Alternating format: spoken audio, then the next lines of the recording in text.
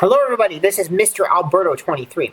Today I'm going to be explaining the entire Wind Waker HD any percent speedrun with the advanced route, with the manual super swim. This is on the Wii U, and so I am using the Wii U gamepad. I'm not using this controller.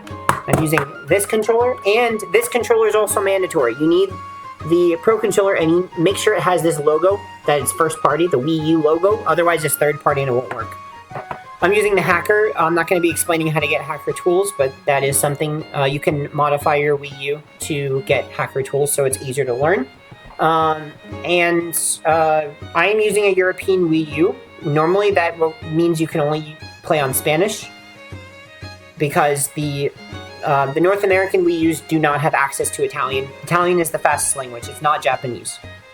But you need to have a European version of the game and a European Wii U normally to access Italian. Now, you can get around that by homebrewing your North American Wii U to region-free and to language change, but you still need the European version of the game. All right. But Spanish is only about 3 seconds slower, so it's not a huge deal if you play on Spanish. Spanish is still fine. All right, so that's how you get the fastest language. Go and begin. If you don't have a save file already, I'm just letting you know. If you start off like this and then you save the game, that first save will be very slow. So to prevent that, you need to already have a save. So I'm going to go ahead and just give myself a save.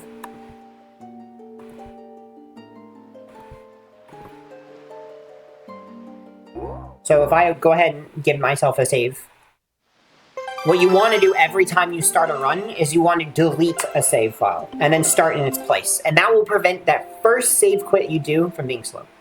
Let's go ahead and begin. I'm going to start a save file. The character limit does not matter. It will be the same speed no matter what. You can do as many characters as you want. It's just up to 8. Go ahead and hit begin. We're going to mash start. I like to play on normal mode because hero mode makes hearts not drop and you take double damage. We're going to watch this cutscene and mash start to skip that opening cutscene. I'm going to reload the map because I'm using the hacker. I don't want to watch this cutscene. We're going to side hop off this look tower, and then you can just jump off or side hop again. And then we're going to perform the manual super swim. So, the basics for the manual super swim, every time you turn around, you gain -3 units of speed. And that is in a very tight window, and then you lose it. So, like, I gain -3, but then one more frame of moving, and I lose all my speed. So this has to be chained together frame perfectly to keep gaining speed. You have to then, every single alternate frame, move between up and down. And this can only be done on the HD version consistently with pause buffering. The GameCube version, actually, they can flick back and forth, but that's a completely separate tutorial. It doesn't work on HD as well. You can do it, but it's so hard that it's not reliable. So we're going to be pause buffering. Before you learn this, I very heavily recommend make sure you are following my suggestion. These 2 important suggestions. A lot of people have said that pausing with your thumb hurts. So make sure you use your pointer. From what I've heard, pointer or middle finger will prevent really bad arthritis, but people have gotten arthritis from the trick anyway. So there's a warning that this can cause repetitive strain injuries. It just can, unfortunately. Number 2, a lot of people learn the trick wrong. And their stick change direction up and down relative to their start press is wrong. And so that's important because basically when you do this trick, you want to make sure that you keep gaining speed and you don't lose a ton of speed. Now, how is it possible to lose a ton of speed? Because you're just pausing and turning back and forth, right? What can be so complicated about that? Well, let me show you what can happen if you hit neutral. Neutral is like the death of MSS. That is that is the whole game, is trying to prevent hitting neutral on the stick. So let me give myself a lot of speed and show what happens if I just keep flicking up and down. And every time I'm flicking up and down, I'm going between neutral. Okay, let me try that one more time because I hit the shore. Hold on. That was annoying. Hold on.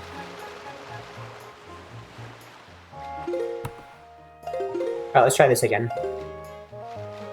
Notice, sometimes when I flick up and down, I lose a lot of speed. See how fast I lost my speed? I can give myself 5,000 units of speed, and I can lose it very quickly by just flicking up and down. See how fast I'm losing my speed? That's because every time I'm hitting up and down, I'm hitting neutral. And so I can lose speed very quickly this way. So that's what we want to not do. Every time we turn around, we want it to be where neutral has not been registered. We want it so that the game is paused while we're switching between up and down at all costs, at all times.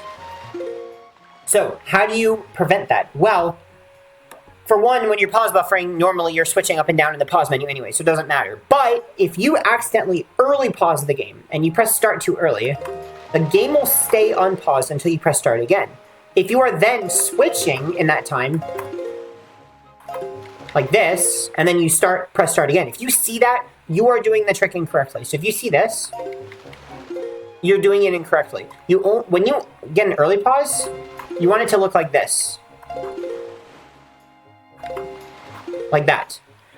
Now, how do I prevent flicking up and down during an early pause? The way to do it is you want it so that when you are unpausing is when you are switching stick directions. So when you press start to unpause the game, there's a 7-frame window where you can then switch and then press start again. If you do that, you won't habitually change the stick between up and down while the game's unpaused if you get an early pause.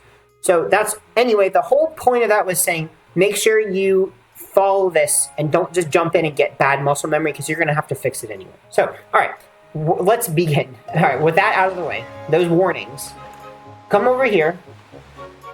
This gives you infinite air, just letting you know. This is very important for this trick. Now, up over here, you go up on the land. If you go up on the land, you will lose all your speed. So make sure you cannot ever be on the shore. Because then you'll go back and then you'll fall. Anyway, so, oh boy. This entire part here, there's land right underneath your feet. You get infinite air. So every time you go here, you get an air refill. You also want the camera zoomed all the way up. So you hold all the way down on the right stick. That will be important for the upcharge for later. So let's go ahead and just start. I'm just going to teach you how to do a frame perfect pause. So it is frame perfect, 1/30th of a second. There's no way around it. You have to do it 200 times. So you just have to get good at pressing a button frame perfectly. That's all there is to it. Now, how do you know it was frame perfect? So start the game pause. Let's try to do 1 frame perfect pause. I'm going to unpause and then press start again. That time was too early.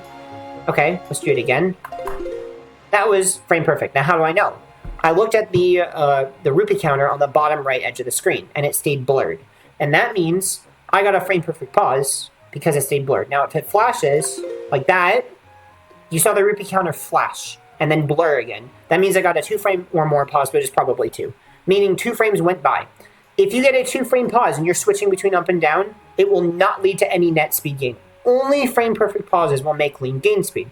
And then early pauses will lose speed because you keep the game unpaused until you pause again and Link is swimming. And the entire time spent swimming, he loses 3 speed per frame.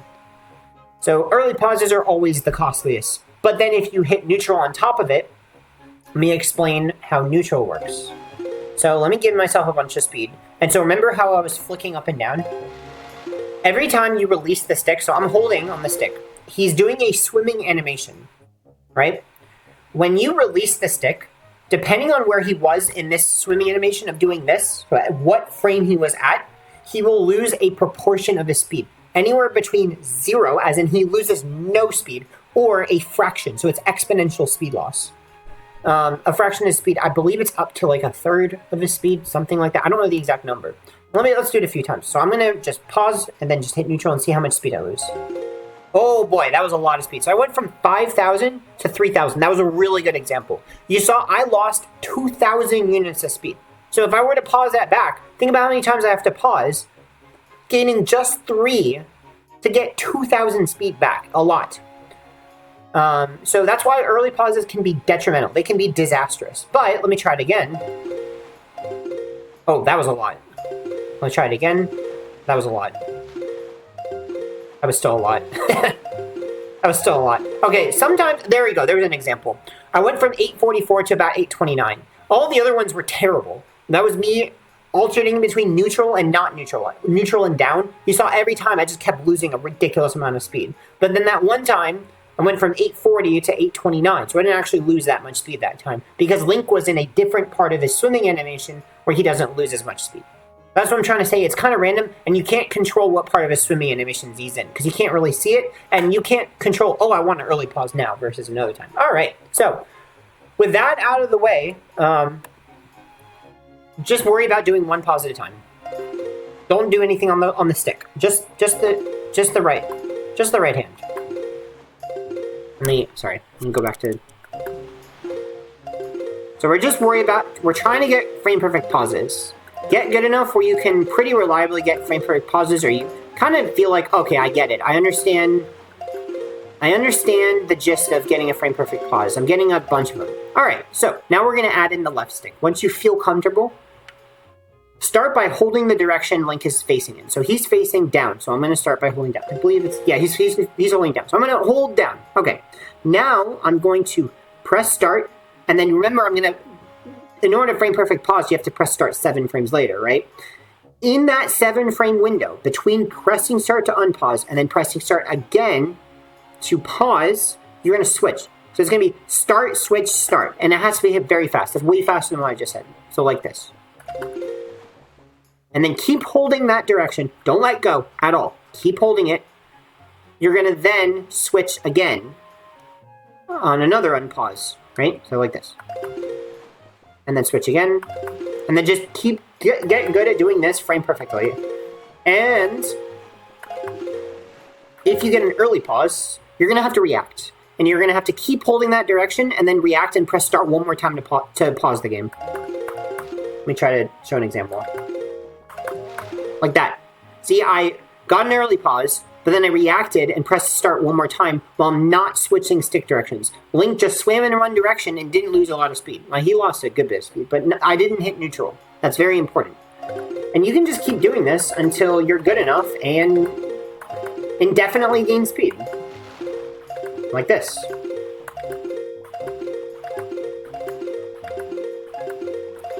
So when you get good enough at this, you've basically learned pausing. Now, okay, let's say that's not good enough for you, but let me just tell you this first. You can just stop at that and you're good enough. If you pause like this, you can still get MSS to save a lot of time, just pausing this slowly.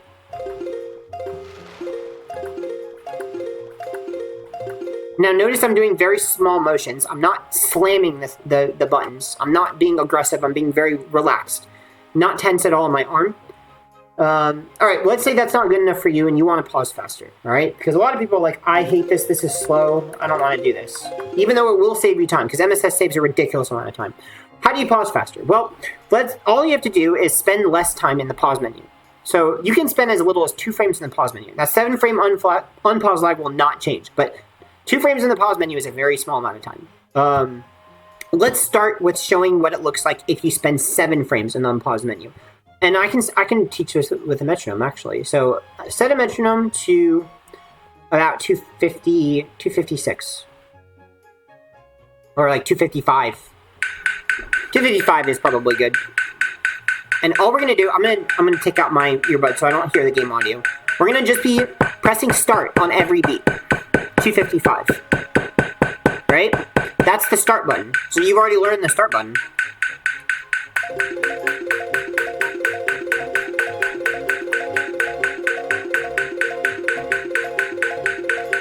And a lot of those are frame perfect, see?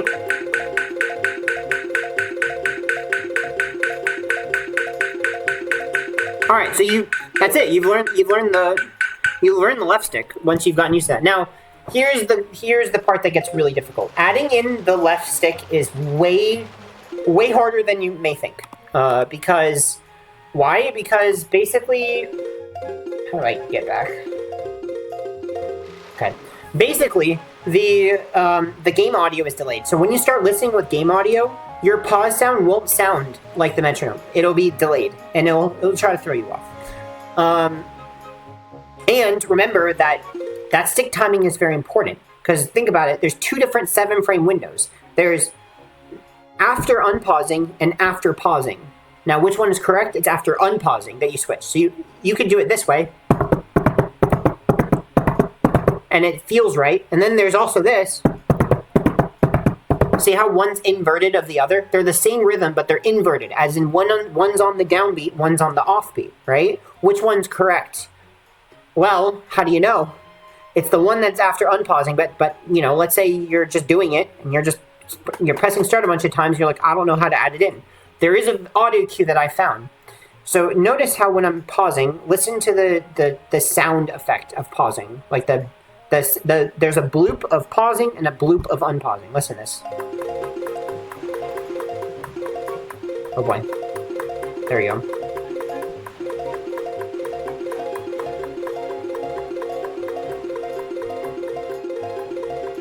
I'm doing this with game audio, so make sure you can do it not just with metronome, but with game audio. With no metronome. I don't think metronome's going to help you when you're actually doing the trick. I think metronome makes it harder because the audio is screwed up. So you hear how it goes boom, boom, boom. Listen. Boom, boom, boom, boom. Right? That is an audio cue that I use for knowing when to switch between holding up and holding down. I do it in between the bloop. So between the two sounds of boom, I do boom, switch, boom, right? So that's what I'm gonna. Now it happens pretty quickly. I can't really slow it down. So watch this. I'm gonna start adding in stick changes. Ready? So there you go. We went from isolated, just the right hand, to adding in the left hand. I should show my hand. Now, what happens if you get an early pause? Early pauses will invert your rhythm. So if you were doing the stick change timing correctly, an early pause, and then you don't actually change anything, it will invert your rhythm and make it go to wrong. Why? Because that start press failed to pause the game, so the next one will now unpause. The next one will pause the game instead. So then your start presses that normally pause the game will be unpausing, and then the ones that were normally unpausing will be pausing. So you have to then press start one more time and delay switching stick directions, and then go back to doing it normally. Because you have to, basically, it inverts your rhythm, and you have to re-uninvert it to get back to the correct stick timing. So let me see if I can get an early pause and try to watch the video slow down and see what I did.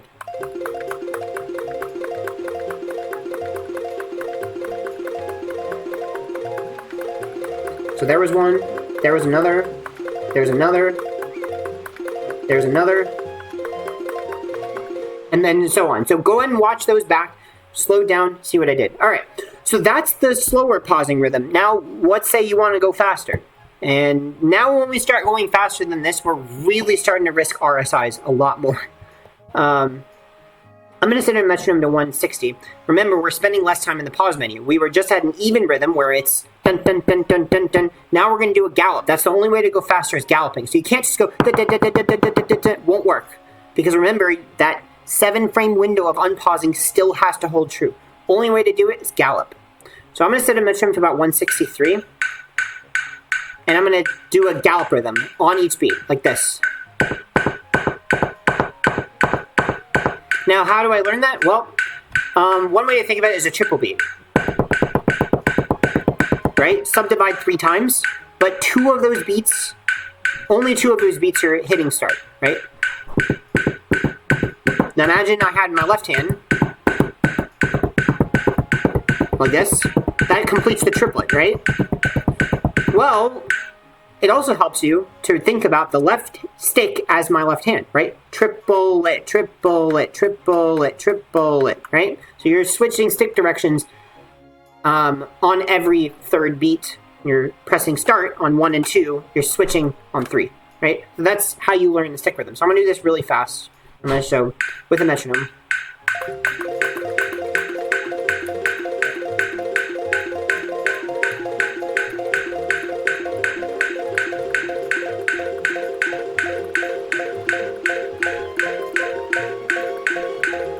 And there you go. So that just kind of teaches you the overall rhythm of it.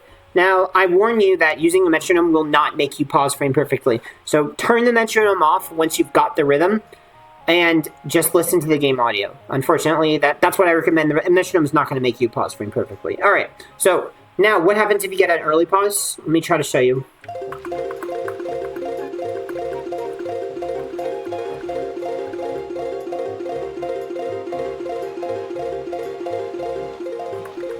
So I don't know if you noticed, go back and watch that slowed down. when you get an early pause, remember it's start, start, up, start, start, down, start, start, up, start, down, right? When you get an early pause, you're going to have to single tap and delay switching stick directions. Because that single tap's going to now unpause the game. Because remember, start, start. The first one's normally pausing the game, and the second one's normally unpausing. But that first one failed, but then the one that you do immediately after on the gallop will then pause the game, right? But then now you have to then press start one more time to get the game unpaused because that first one didn't work. If that makes sense. So, and you want to go back to regular stick direction change, you have to wait longer. You have to wait even longer because now we have to take longer to unpause the game. Right, so it's start, start, up, start, down, start, down, early pause, wait, or wait, no, sorry, let me do it one more time. Start, up, start, down, start, up, start, early pause, start, then wait, we're not changing stick directions, start, down, start, up, start, down. Let me do it one more time. Start, up, start, down. Early pause. Single tap down. Start, up, start, down. So that's how you do it. That's how you do early pauses. You have to react. All right, and then the fastest you can do it is really 2 frames. As far as getting that 2 frame in the pause menu, it's very hard to do it with double tapping because you have to do very, very fast. That's 3 frames.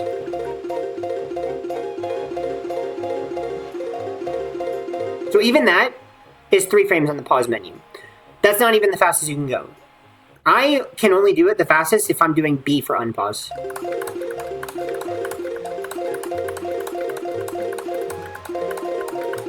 But you may have noticed, when I did an early pause, I flicked up and down, right? That you cannot avoid with start B. That's the big, big drawback.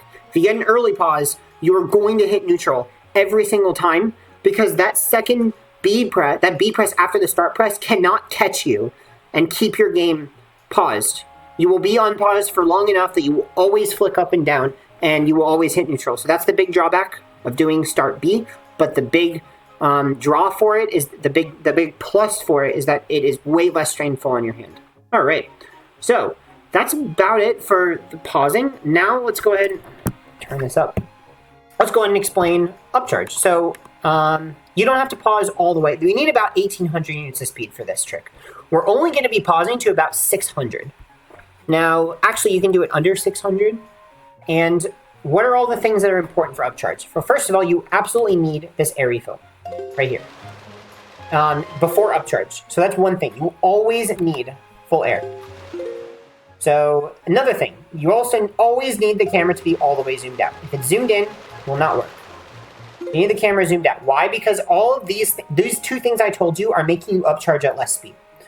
The other thing that's very important is that in order to upcharge, so the upcharge is just default camera. So when you have this default camera like this, you can hold up. Let me give myself a lot of speed.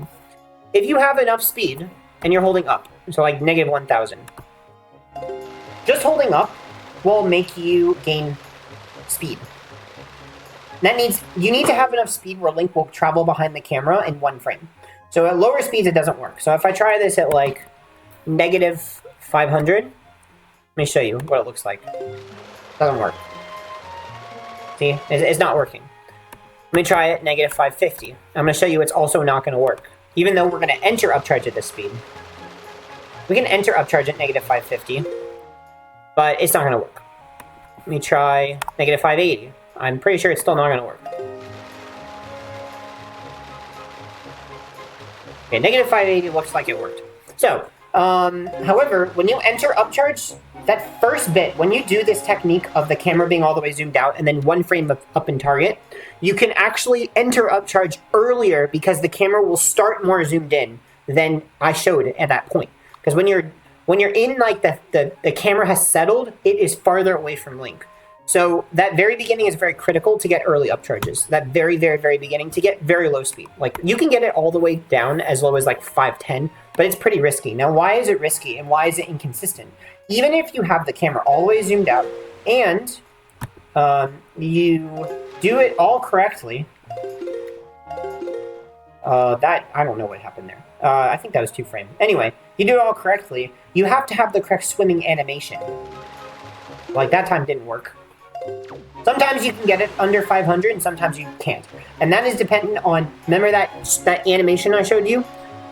Depending on where he is in animation, he has more or less displacement per frame. So even though his speed value is the same, he's not actually moving that speed. It's fake.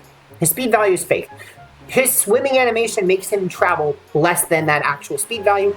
And then how fast he's moving depends on where he is in that animation. Because you may notice that he's swimming, he's not actually moving a consistent speed per frame. It depends on where he is in that animation, so it's kind of uneven. Alright, so what do I think is a safe speed for like for upcharge in general? I would say about negative 580. Now negative 580 or yeah, maybe like negative 570 is probably still safe. Alright, so how do you know you have this amount of speed? Well, one thing you can do is look at how much he's moving in one frame when you're pausing.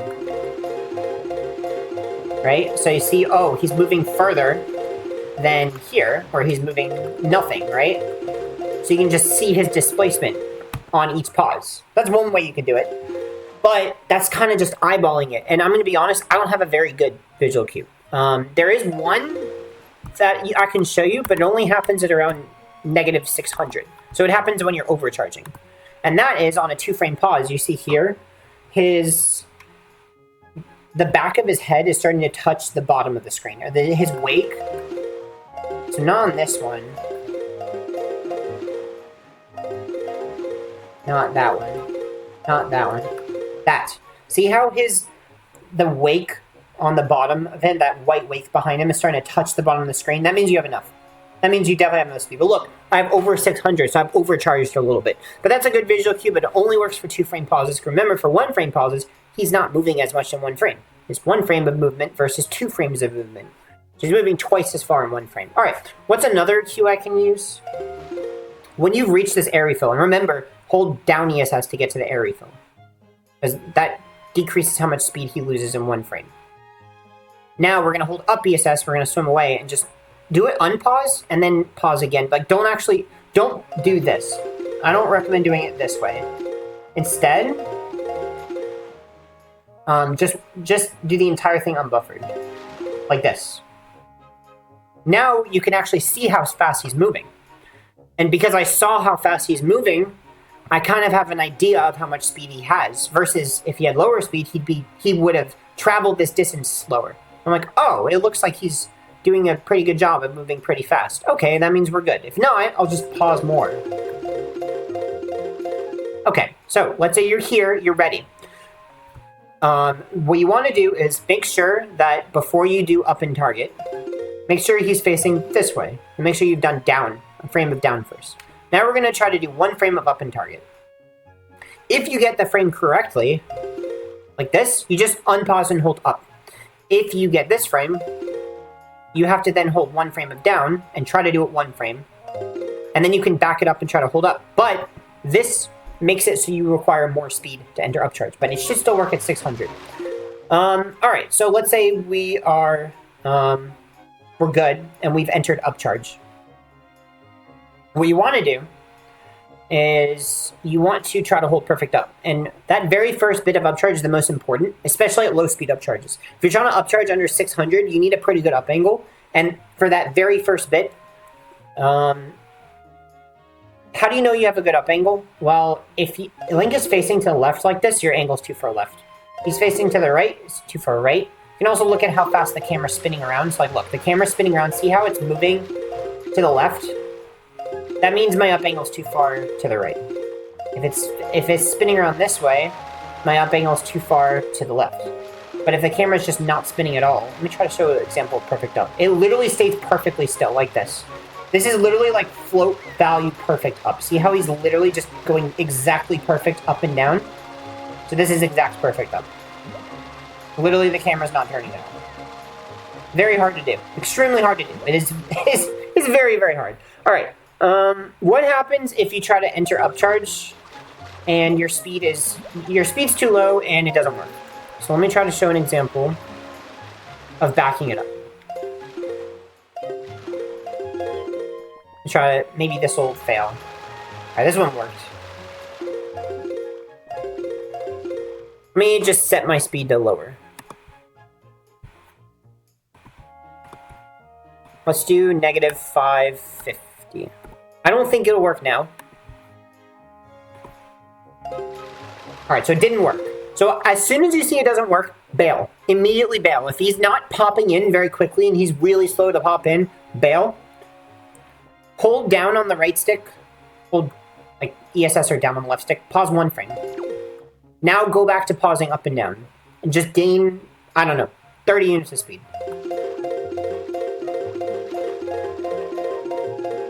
Alright, then try again. Up and target for 1 frame. And this time it worked, see? Now, if your air starts getting low, you're going to have to get the air refill. Because the next part is very important. Because it's basically as hard as entering upcharge, but it's not frame perfect, but it's the same precision, as in your speed matters, or not, well, your air matters, and your up angle matters. And that is speed glitch. So what is speed lock? Why is it annoying? Well, let me try to make it so that my air is very low. Now I'm kind of just like stalling, but that's because my up angle is bad. You can stall even with a good up angle at around 1200 units of speed. Let me see if I can stall. It's more likely to happen if your air is low, like this.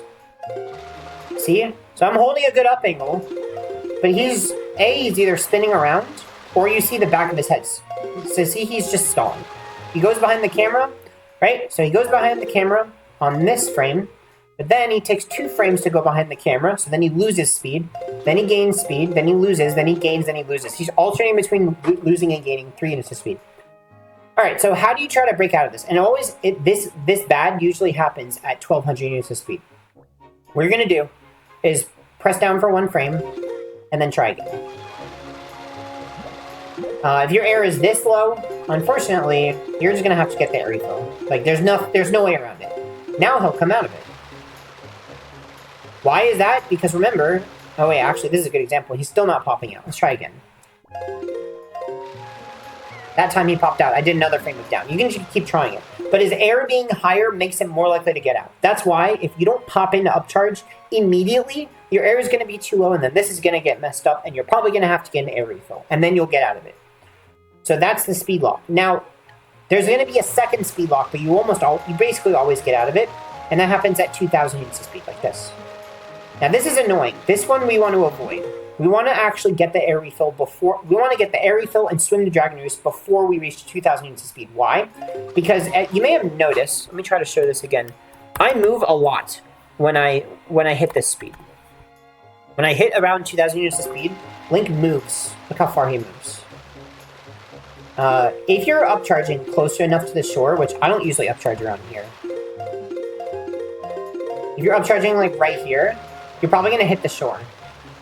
See, look how far I moved, see? So that's why, that's too much speed. Go to Dragon Roost before you reach this speed. So that's how you know you have enough speed. It's right before that. Now, what's tips for getting the air refill? What's tips for getting the air refill? Well, 1, make sure, so if you're over here, you can't get the air refill from here. What you're going to have to do is turn Link until, let me get my speed. Turn Link and swim to around here. So you gotta get to a frame where he's facing this part. Hold down. You can do ESS, but either way. Swim to over here. Now go back to holding up. And this is actually pretty good. So see how, I'm not actually exactly perfect up. I'm just a little bit upright, but that's fine. See how the camera's just slowly rotating? Now I can wait until I time it correctly.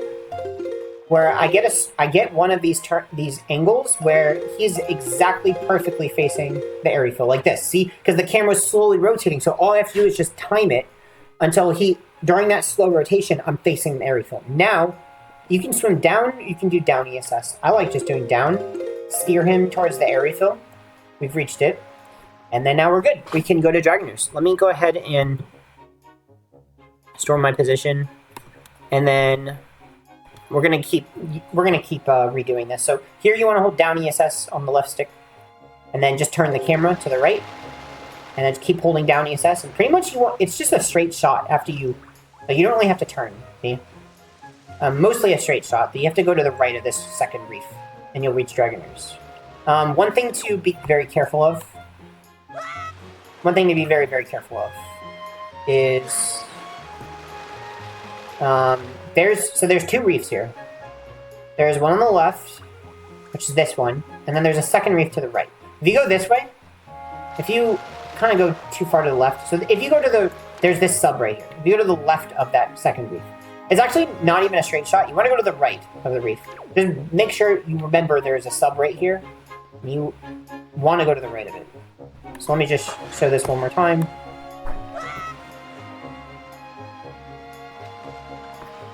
Let me try this one more time. Going this way. First reef on the left, second reef on the right, go to the right of it. There you go. We reach Dragoners. And that's the manual Super Swim. You can kind of work on it as much as needed. It's going to be a very hard trick. It takes weeks to learn normally, but that's pretty much it. Let's go ahead and continue the run.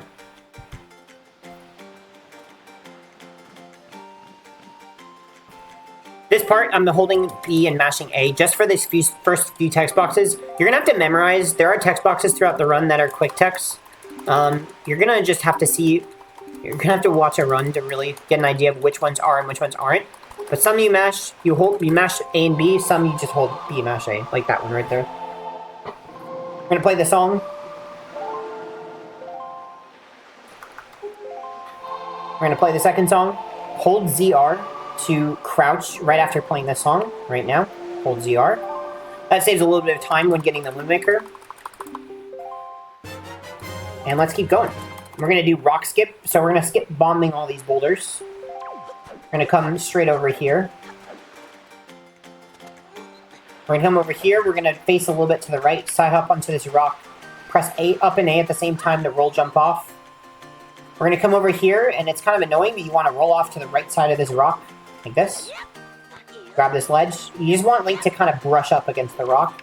Now, you don't want to aim too far right, otherwise left or you'll bonk. Or if you try to roll really, really, really late, it is possible that you can grab the boulder. So you want to roll earlier so you don't try to grab it. That's too far left. There we go. Gonna come over here. Meet this bird. I'm actually gonna skip through all this stuff, so let me just forget about talking to him. Oh, I can't even... Okay, I just gotta load the next area. We're gonna load the mail center. Roll over here. It's just pressing A to roll. Come over here, talk to these people, get the delivery bag. I'm not gonna actually show that. Get the delivery bag, go up here. Talk to Medley. Like this. Now, I can't do this normally because I used the hacker and got rid of delivery bag, so I didn't actually get it. You notice there's some quick text here. We're going to come over here. We're going to go over here, roll a little bit to the right. We're going to roll here and let go of up so that he grabs the ledge. Hold target, press A to drop. Hold up to get a landing roll. And we're going to roll over here to Kamali. I'm not actually going to worry about it. I'm going to just go back, show this movement, roll to the right on these stairs so you don't bonk. And then we're going to go over to here. That was after you show the letter to Kamali, so I was trying to say. Show the letter to Kamali, then that'll make Medley come down here. You're going to come down here, you're going to talk to Medley. You're going to bring her up to this rock and throw her when the wind is facing this way. Now, on Spanish, you throw her immediately. On Italian, you have to wait for the wind to move because you can beat the cycle. After throwing her, don't move. That'll cause a camera pan skip to happen when you gain control of Link. You'll skip a camera pan, and then you get the bottle. I will just give myself bottle. Then we're gonna roll over here. And we're gonna roll this way. Get water. Roll onto this rock like this. Jump off. It's faster than climbing the whole way. We're gonna come on here. We're gonna... I like to water this bonfire over here. Just pick it up and turn. If you go too far forwards, this will happen. Like that. It's possible for the bomb to go too high. Like that. But, if you throw it immediately, like that, you'll get stuck. That was actually a very fast explosion. Alright, so we watch this cutscene.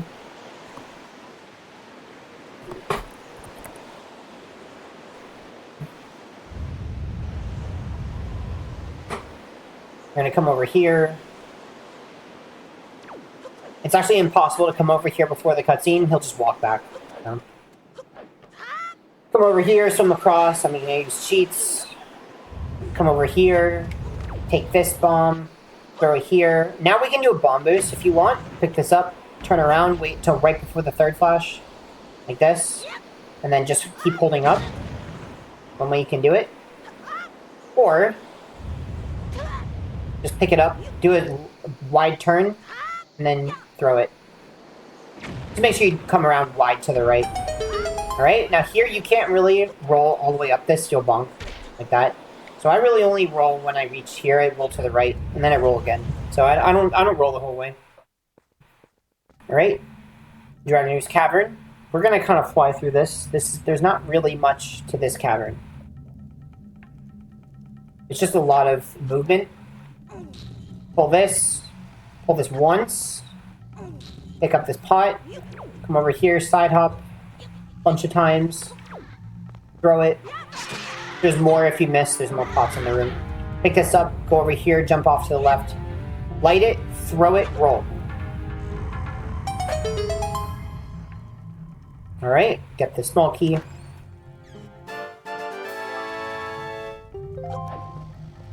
Did not mean to pick that up. Come over here, pick up the rock, side hop twice, throw it, roll through this trigger. If you roll really late, you can get very far with that roll, so you just have to make sure that roll is timed correctly, so you can go pretty far during this cutscene. Come over here, jump off, roll, turn, side hop to the right, hold the block once, jump off, roll 2 times, turn the camera, roll, more rolling. Pick up this boulder, throw it, and then roll while it's exploding. That was too late. You can roll during the explosion. Here, just turn the camera to the right, pick this up, throw it, and it'll skip like a little animation of it, the lava forming. Climb this ladder, but be careful, don't climb all the way. Let him jump first, and then you climb, otherwise he'll hit you off. For this, we're gonna pick up this pot, target this guy, throw it at him, take his sword, throw it, pick it up again, throw it again, roll twice, get this chest, roll, unlock the camera, roll to the right, to the down right. You can actually do a quick roll to this pot, it has to be a dry roll, throw it, roll through the explosion, side hop, and then go over here. You can side hop here, but you have to press target very early, like this. But you have to have a good angle for it to work. Throw this at this guy. Pick up his thing. Light it, throw it. Come over here. So, right here, there's going to be a camera pan skip. I'm going to aim so that I can side hop to this switch. I'm going to side hop, and then very quickly, what I did was I panned the camera left and down. And that skips the camera pan of that door. You can bait this guy like this, and then go to the ladder. Otherwise, he'll hit you off. Another thing you can do, this. Another thing you can do to bait him is turn around on one of your rolls, like this roll. Hold down, then he comes off to you, and then you can just roll past him. You can also jump off to the side. But basically that baits him to attack you so that he can't attack you off the ladder. We're going to climb this. I'm going to teach you what analog glitch is. If I hold up, turn the camera, it doesn't actually turn link. So, that only goes away when you go neutral on the stick or you just turn the stick wildly. Now I can turn the camera and it turns link. It happens after ladder climbing, so what you want to do instead is face the camera where you want to go across this ledge and just move the stick. You want to hug this wall and then roll across. So I just used the stick, the left stick, not the right stick. Alright, come over here. climb right over here so that when he climbs up, he'll normally just fall down. On that 1 frame window of after climbing, you can press A to do a jump. Now, I turned the camera 30 degrees to the right of this wall when I did the jump. You have to aim the jump kind of to the right.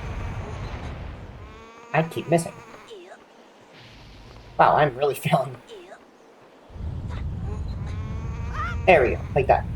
Another way to do it, if you're bad at roll clips, because it's literally a 1 frame window, climb here, aim this way, hold target, just like, it's still like the 30 degrees to the right, hold up and press A while targeting. And that will also get it to work. Come over here, jump off to the right, pick up this bomb, throw it at the wall, that makes it explode faster, jump down, go in this door, roll, side hop, turn side hop, roll here, pick up this one, the middle one, middle block. Then what you want to do is when you finish pulling this, when you climb where he's like a little bit to the right, he's hanging off a little bit to the right like this, and then roll jump off. So you have to just make sure that you're pressing A to roll jump at the correct time, like it's not too late, and make sure he's kind of off to the side like this. All right, come over here, get this gossip stone text. We're gonna grab the block, roll off to the side again. This one's not as precise as the other one. Come over here, pick this up, throw it. Turn the camera, light it, throw it. That camera turn helps you aim. Ow. We're gonna climb this. We're gonna get to this chest. You can side hop here, you can just jump off.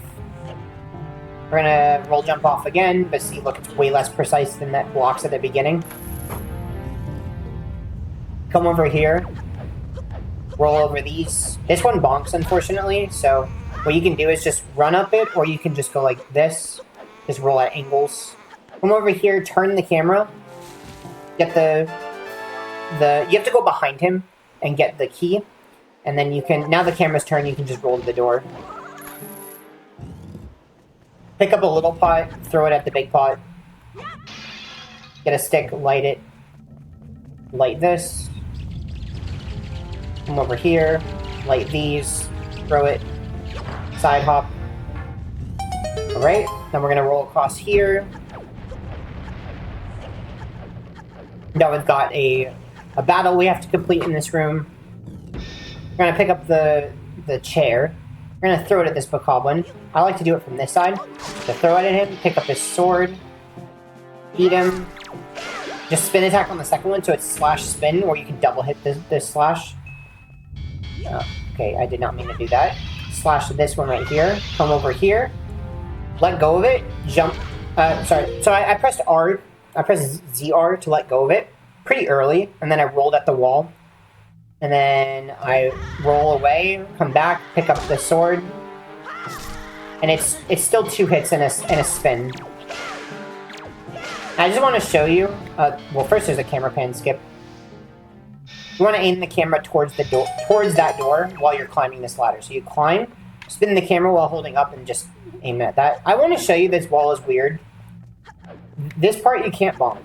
So that's why when you're bonking with the sword, you gotta bonk kind of like the left side. And then do that roll, and then hold up out of the roll. If you hold up too late, you'll skid. So don't hold up too late, like that. Just hold up like this. There you go. Alright. After climbing the ladder, we're gonna come over here to the magtail room. This room's also a bit in depth. First of all, this magtail, what you want to do is when you come over here, you want to jump on this platform and aim left. Wait for him to either attack, so he attacked there, that's fine, or he'll go into the lava. When he attacks, go around him to the right. There you go. Now you can throw it and you're good. I want to show you that you can make this jump over here, but you can also make it without grabbing. Let me see if I can show you. Without grabbing that ledge, you have to throw the platform kind of late, and I use an audio cue based on the enemy sound effects.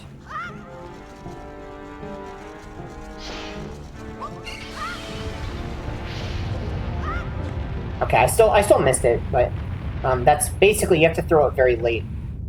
Unfortunately, I still missed it. But anyway, come over here. If you go to this part of the door, you can just side hop down. Now, this is what it looks like to do this properly, is 2 side hops, and then turn and then throw. Basically, you just want to make sure you throw the bomb as early as possible. Side hopping makes you move a little bit faster, but you don't have to do the side hops. Just make sure you're not throwing the bomb super late. Because the earlier you throw it, the earlier it's going to explode. Come over here. More stairs that bonk. These. Yep. So you can roll at them at an angle, or just the first little bit, don't roll. When you roll here, don't hug the edge. Make sure you're in the middle, because you can actually sometimes bonk if you're hugging the wall, and then you'll avoid out. So always roll in the middle. All right. Gonna pick up a pot, throw it at one of these guys, take his weapon. Now you can kind of bait him. Have your back like this. Like, make sure you're keeping towards the guy who doesn't have a sword. That gets them to group up, but it's still kind of annoying. These, you have to hit them 2 times and spin.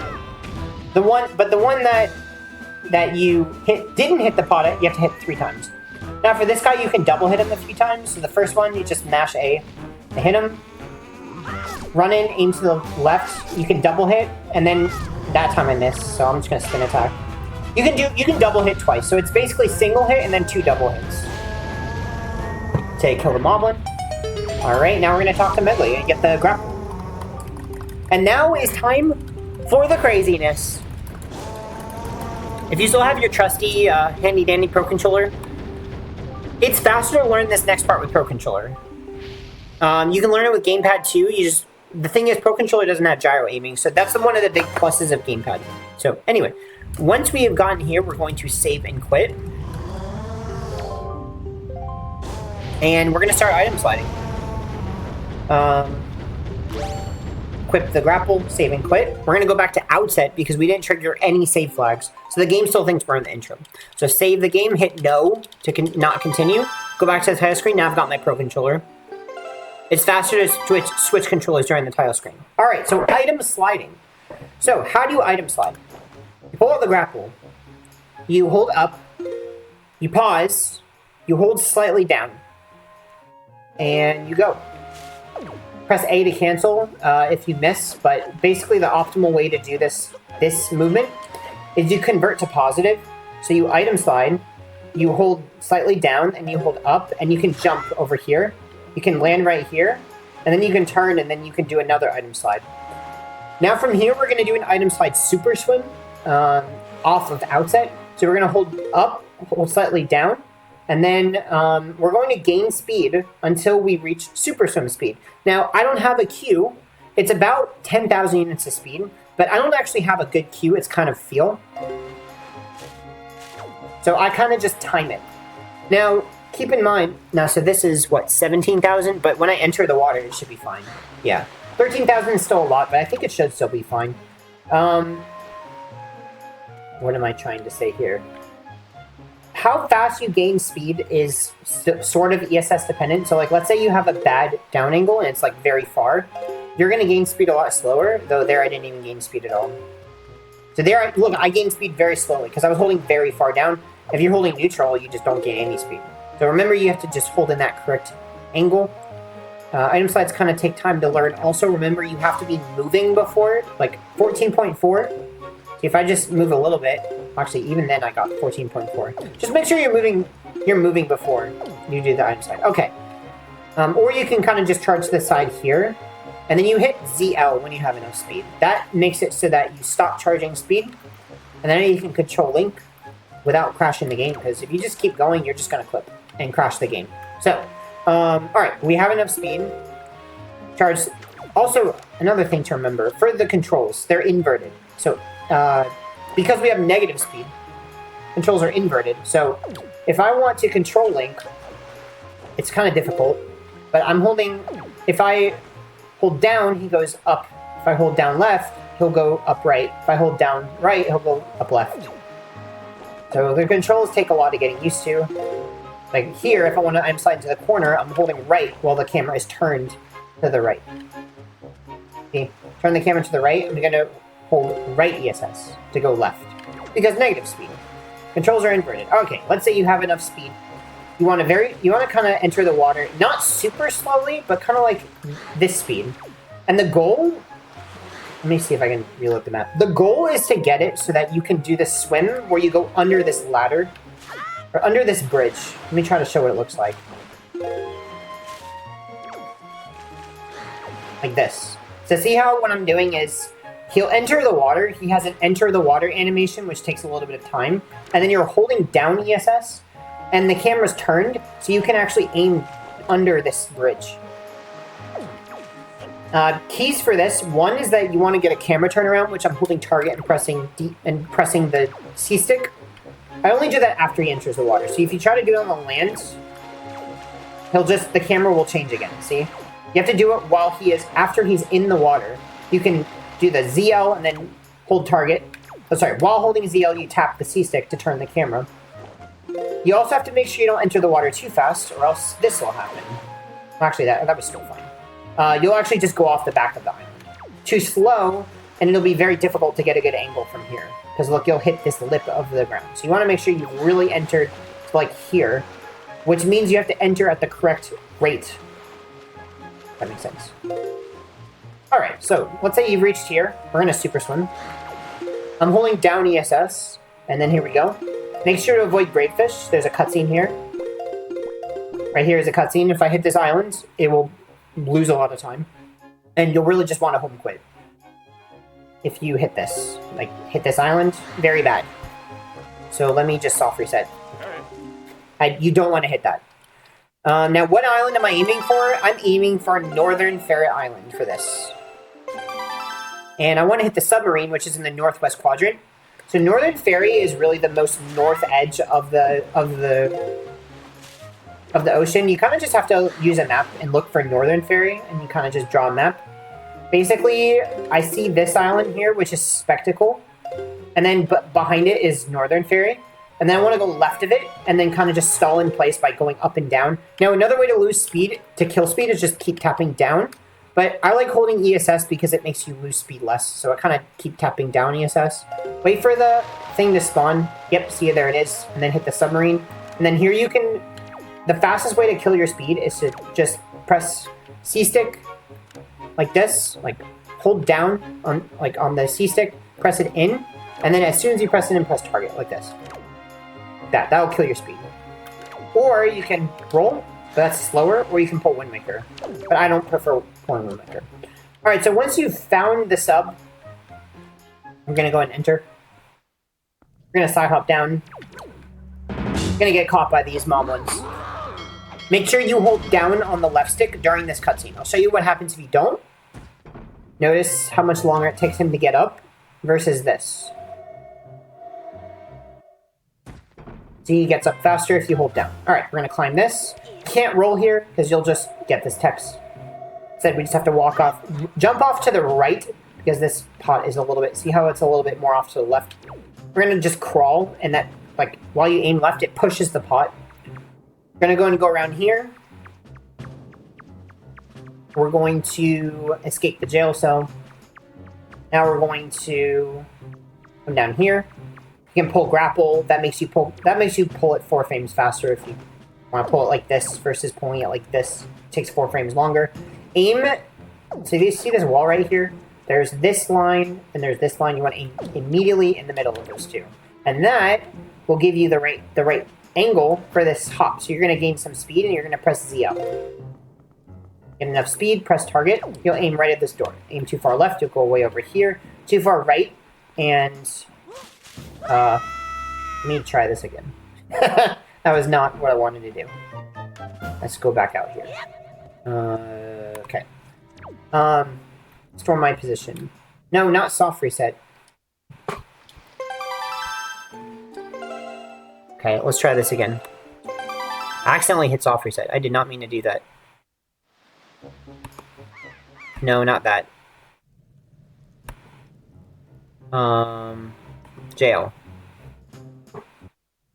There we go. Alright, let's try that again. Door cancel. Okay, there we go. Alright, so If you aim too far right, this is what it looks like. Like that. If that happens, you can just charge another item slide backwards. Hit target. That'll back it up. That's the fastest way to back that up. Alright, anyway, you want to go to this left door. You want to open this door. What we want to do here is we want to do an item slide clip to get all the way across to the edge. To do this, you want to charge forwards and then hold left when you get to that slope right there. So there's just like... There's this slope right here. Item slide clips happen on slopes. So a way an item slide clip works, if you have negative speed while facing up a slope or positive speed facing down a slope, you will clip. Now, negative speed is the default speed, so we're not actually converting our speed. I'll get more into converting speed later, don't worry. For negative speed, you're going to hold left, and he will go to the right. And as long as you are on that slope, you will clip all the way across here. You're going to press A to cancel. Then you're going to pull grapple again, and then now we're going to have to head all the way over to here. We're going to want to head to here. There's item slide movement to get faster, but basically there's a sword trigger down there. Let me see if I can show what it looks like where there's no sword trigger. See? Oh, no, I already triggered the sword. That sword right there, that will not trigger. That sword will not be there if you don't trigger the sword. So we want to go across, cancel, do an item slide, and then the best way to get to that sword trigger is we're going to item slide towards these stairs and then hold up. That converts to positive. So you saw my speed was positive. When we hit here, we're going to press A to cancel. We're going to roll over here and then roll down here to this trigger and then turn around. Now, when you do a roll, you can just hold down at the end of the roll. You won't skid as long as you're holding down quick enough. And then you can do another roll. See how I did 2 rolls? Like you did 1 forward and then 1 back? You can do that with rolling. You can do a 180-degree turn. Positive speed, because remember, you'll clip on these stairs. This is a slope. You'll clip if you have negative speed, like this. Like that. And that's bad. You don't want to clip. So, so here, this is a negative speed clip. This is a positive speed. No clip, press A, roll here, turn around, roll. Now we're ready to go here. All right. So, what you want to do for this item slide is aim this way. The light should be fine. You can go immediately. Well, not necessarily immediately. You have to wait for this light right here. Then you go. Aim the dot just below here. So you're on the right side. Aim the dot here. Item slide forward. Then you start swiveling the stick. I'm going to get caught. Let me try this again. You want to swivel the stick to control Link while keeping that facing angle. Just remember the controls are inverted. So I'm going to store my position. Aim here. Item slide forward, swing it around clockwise. No, that's counterclockwise. Counterclockwise down, then now, so I'm going down, but I'm holding up. So I swung the stick from down to counterclockwise to up. Then I swivel it again from clockwise, from up to down, like this. When I reach here, I'm going to tap up and then press target while holding nothing. That will make him go here. And then from here, you can just bring him to here. No, if you hold target, you won't get a jump. It's faster to not get a jump. Let me try to show this one more time. So go here, swivel, swivel, tap up, tap target, come over here, and then you can hold target and move over here. Now here's another very interesting thing. When you climb a ladder, first of all, make sure to avoid this text. You can roll from here. If you try to climb this ladder with grapple in hand, it'll be slower. So if you tap ZR, you can get rid of grapple that way. Another thing you can do is, I mean, you can even do it before you roll from here, like this. Or you can do it during the item slide. So I'll show you what, stop it. During the item slide, it looks like this. Like that. And then hold target and right. And then I just climb the ladder. All right, so climb the ladder. There is a way you can skip climbing this ladder. I'm not going to show it in this tutorial because I hate it. But there is a way. Actually, I'll just show you what it looks like. And this is like probably the best setup I have for it. Is you can come from here. And then you can go from here. I'll show it.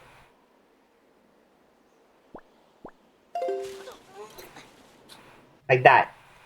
But I did it wrong and I missed. But you can grab that ledge over there. And if you do it without a setup, it saves 10 seconds. Because then you can skip climbing those 2 ladders. I don't do it, but there is a separate tutorial for that. Anyway, come over here, climb this ladder, turn around the camera. Now we're going to set up an item slide fling hop from here all the way to there. When we get enough speed, and then we press target, and that will fling us all the way over here. But there's a specific angle for it. You need to aim the dot about right here. So I'm looking at this ladder, I'm looking at this like right part of it. That makes sense? This this little lip over here, aim right here, item slide. Go to this corner right here. So see this is where you do it from. This corner right here. Get enough speed, release everything, press target. Now you'll go over here. Now you can actually go like this. Let me try to show this again. How do I get back? Nope. Let me just do the movement again. Oh yeah, that happens if you sometimes you get caught. That cutscene will play. There we go. I'm gonna go here again because I already triggered the sword. Oh my goodness. Please get back there. Actually, I think it's over here. There we go. There's a cutscene over here too. If you go too far, you'll trigger that cutscene. Okay, let's try this again. No, I didn't mean to do that. Okay, so in here, what you can do is press target and then tap and release and then come all the way around here. Oh boy, I did not mean to. We're experiencing some technical difficulties here. You can just get yourself closer to the ladder. I'm really just trying to say that you can move yourself closer to the ladder. Like this. But you have to... Yeah, I kept having trouble canceling my speed. You can get to over here, instead of being over there, canceling and then rolling. Saves about a second. And then remember you want to put the grapple away before climbing this. Climb this ladder. Alright, we're over here. Alright, so this is the sidle skip. The first one is harder than the second. There's a few ways to do this. One way, which I'm not a huge fan of, is you just item slide against the ladder. And then you press up, and you just turn. I didn't have enough speed there. I did not get enough speed. So anyway, that's one way you can do that. It's just item slide against the ladder, then convert to positive by holding up. Like that. Another way you can do it is you can item slide backwards, get enough speed, make sure you're aiming in the middle of this thing, like right here. Then you can hold down, and then hold target and down. Now, what you want to do is start holding right on the, like, swivel right until, say, he changes his running animation. It looks like he goes from this to this, like from running backwards to running this way. So let me show that. There we go. He changed his running animation, then you pause, release everything, and then hold up. If you did it correctly, he will not do a skid like that. The skid means you held too far left on your down angle. Like that. But that happened because I held too far just down and not right enough. There's another thing that can happen. If you hold too far right, like this, he'll just do that. So that means you held too far right. To back it up and like kind of be safe is you can press target. You can press grapple immediately after pressing up. Like up grapple. Like that. So I pressed grapple, it didn't happen. Like I didn't actually pull grapple because I got the jump. But then if I had held too far right, or I skidded, I could pull grapple to prevent myself from jumping all the way down. Alright, that's one other way to do it. There's one last way to do it. Instead of turning around, you item slide forwards, hold down ESS, then you press tap and release target, unlock the camera. Now while unlocking the cameras, while holding down on the right stick, you hold target, then you hold up. Now he changed his running animation from this to this. So he's not running forward, he's running backwards. Now he has the correct running animation and he has positive speed. Now you just release everything and then press up, or press down, like this. That's the other way to do it. Let me show it one more time. Alright, like this. Alright. Press target, unlock the camera, target up while pressing the C stick, and then tap down. Those are all the ways to do that sidle skip. Now, what are all the ways to do this sidle skip? Well, you can sidle this wall.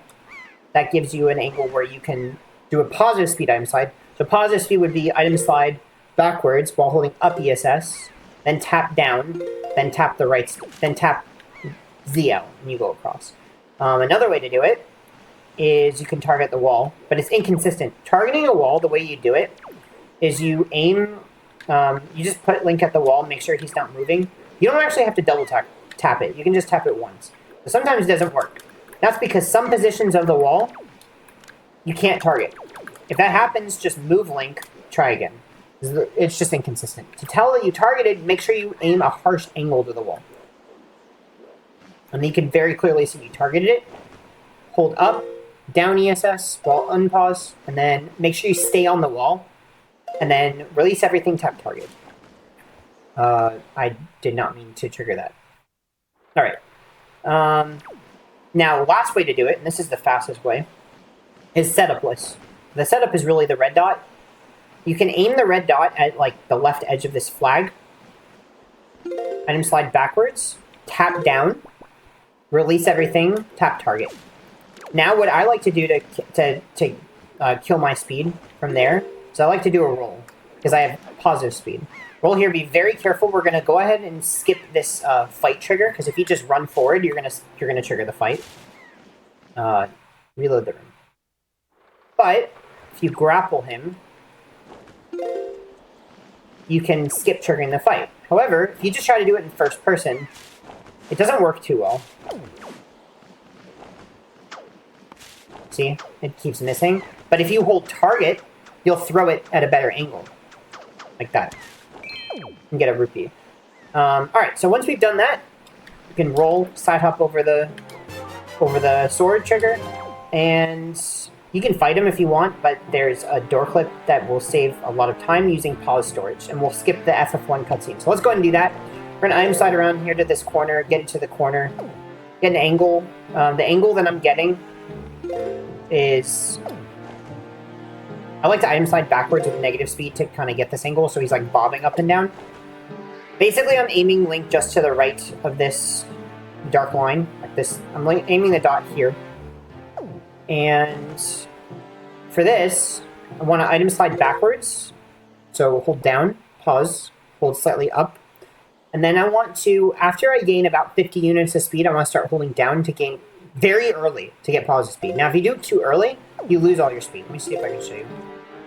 That still worked. That still worked. That still worked. That failed. I held down too early. And you want it to be kind of down left, and he'll do a weird shot. There we go, like that. That weird shot is important because we're going to be setting up getting a speed value. The speed value is about 3,000. And that's important because the speed is going to be... This is going to be a very, very precise clip that's speed dependent. And you just want to have enough speed. You don't want to have too much, otherwise you're going to take too long to do the trick. So anyway, item slide this way. A little bit upright. Hold down. Does that weird shot. Right after he comes up, you hold target. Like that. And that should get you around 3,000 units of speed. The weird shot is basically the dot going down and up. See how it kind of dips and goes back up? Only happens with positive speed. So you gotta make sure you're holding down left. Like that. Alright. Yep, and then you want to keep this facing angle for the rest of the trick. See, I have around 3,000 units of speed. Now we're going to set up Link's speed angle, which is just the direction he's moving in. See, my speed angle is right now. Now my speed angle is down. Well, is up. Now it's right. Now it's down. See, this is my speed angle. The direction Link is moving in, not his facing angle. You want this speed angle to be where you move slowly along this door frame into the corner, like this. You want to move out from the door frame, then you want it so he's very slowly moving back into the corner like this. And then release everything. Let's try that. I like to release target first so I can see. Hold down, hold left. He moves away from the wall. Now he moves back very slowly. Now we're good. That is the correct speed angle. Now, I have too little speed, so I actually can't do the trick. I could tell because I did another little weird shot. That told me that I ran out of time and it's too late. And I can't do the trick. I have to retry. So let me get a ton of speed. And try to show what this looks like with way too much. Alright, so he slowly moves in the corner. I'm going to pause, release everything. Now I'm going to set up a camera angle while I'm losing speed. Now I have way too much, so it's going to take forever. Because you only clip it around 2,000 units of speed, and I have way too much. I have 38,000. Because item sliding is exponential speed gain. So, anyway. We're going to set up the camera angle. So I don't know if you see the top left edge of the screen, but there's this like Wind Waker and the hearts and then the D-pad. You want to line up, I don't know if you see, but there's this like dark line, and I'm lining up the handle of the Wind Waker just above the bottom of that like dark line. I don't know if you see it. Like, this is the right visual cue. I'm going to go ahead and just set my speed to 3,000. We're going to store everything. Fetch all. I'm going to go ahead and just set my speed, because it's going to be easier to do it this way. Let's pretend I had 3,000 units of speed. Let's pretend I was holding target, and I have this visual cue.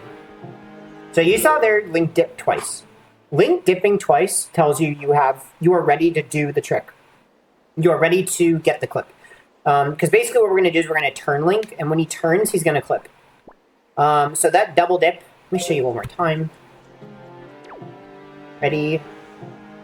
Dip, dip. Now you can release target and then pause. If you get dip, dip, you got it. Now you see I have like 2,100 units of speed. It's pretty lenient for speed. It's not super precise. Just after the 2 dips, you know you're going to get the clip. We're going to hold left on the left stick. We're going to slowly hold down until the stick starts moving down. When that happens, I'm just going to show what happens. He's going to clip. So that actually was a clip. He went underneath the door frame. So the way an item slide clip works is that he will project it's projecting Link down a slope. So the game thinks Link is going down a slope very, very, very quickly. And so it puts him underneath the ground because it's anticipating his next position to be down here. And so he puts him underneath the door, and then he still has his speed, and he goes under everything. Though his head got stopped by this right here, because the ground is actually lower over here.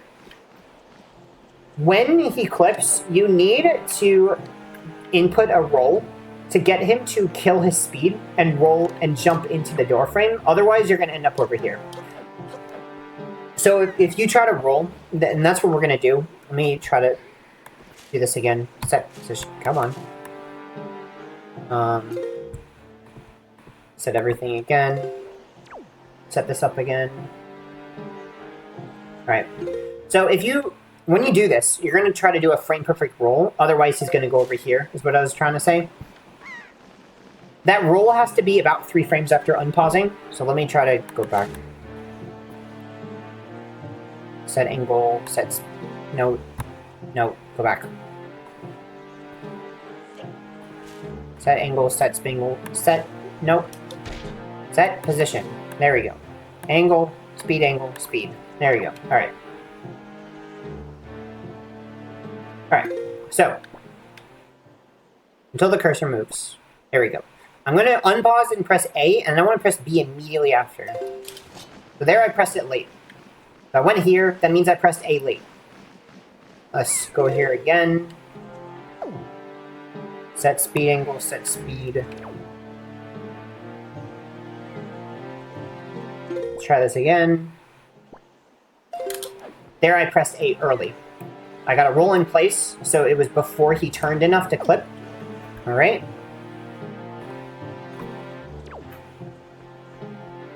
Let's try this again.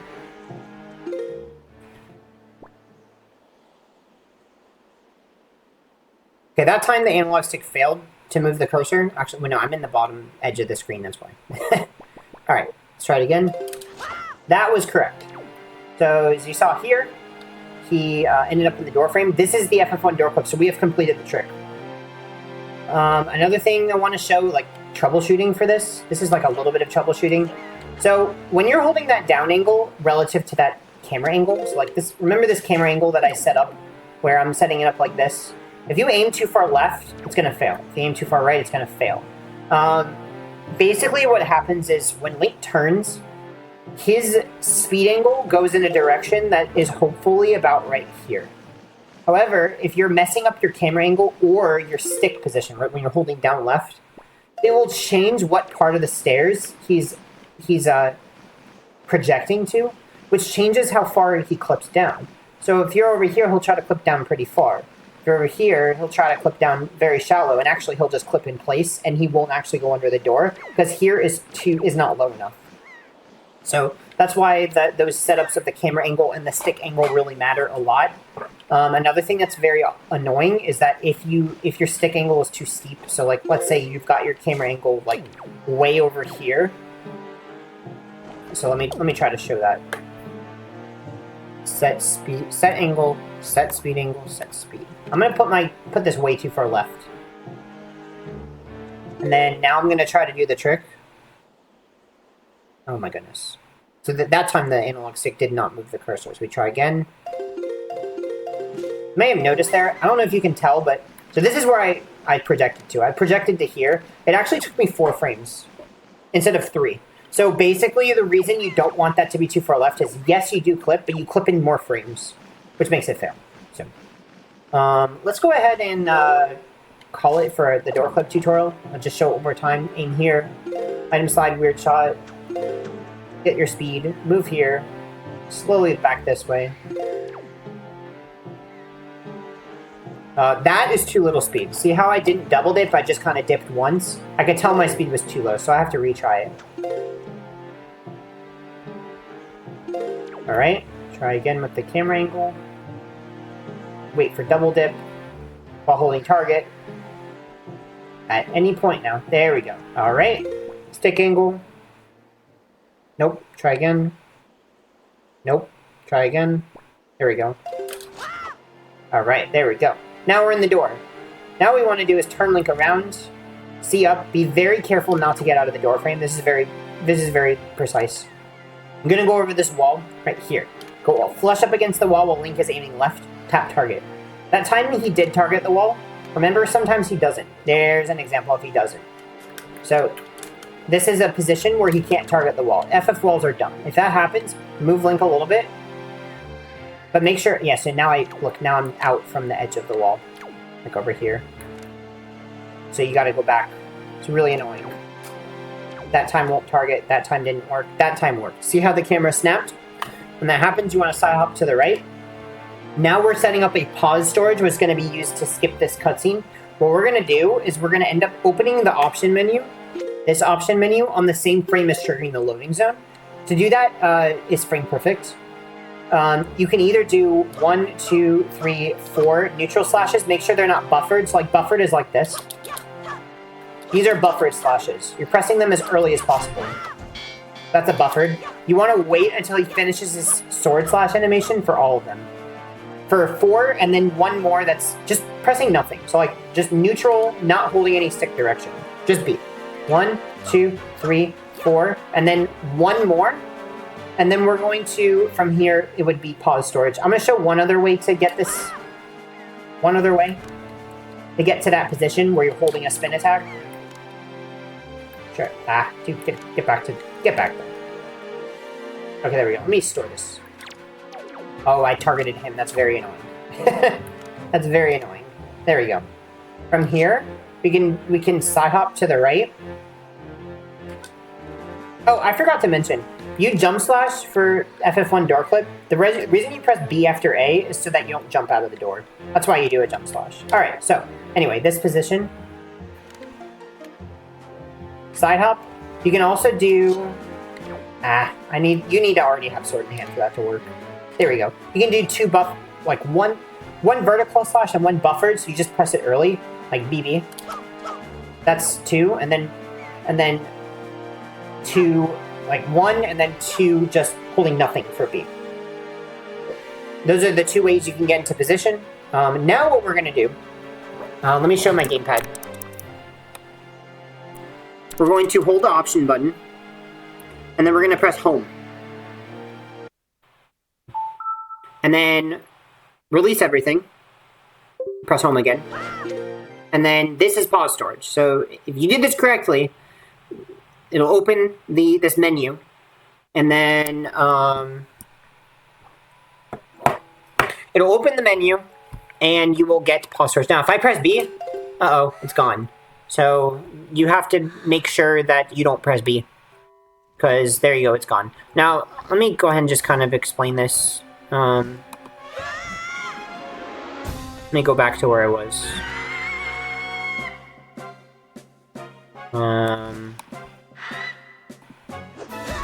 See if this will work. There we go. Okay. So this option menu, you may just want to see. This is what you're going to be navigating blind. So if you might notice, 4 from the top, 1, 2, 3, 4 is the Pro Controller. Now, whenever you switch controllers, it pauses the game no matter what. And then here, you can save and quit on the gamepad screen. So that's really the whole point of pause storage, is you are storing a pause, where you can play the game with this option menu open, and then anytime you switch controllers by pressing this one right here, you're going to save and quit, and that will skip a cutscene. So that's the whole point of pause storage. Remember, like, there's other options here too. Now, this Pro Controller is 4 from the top. Whenever you enter, like, typically, like, if you switch controllers, it saves, like, it always saves your position on the option menu. So, like, when I switch controllers here, it's already going to be on this option. Right, so see, it's still on that option. The default will always be this one. This will be always the default option it selects. So this is still 1 from the top. So 1, 2, 3, 4 from the top is going to be the switch controllers. So you just have to know that, because you're going to need to remember where on the menu it is.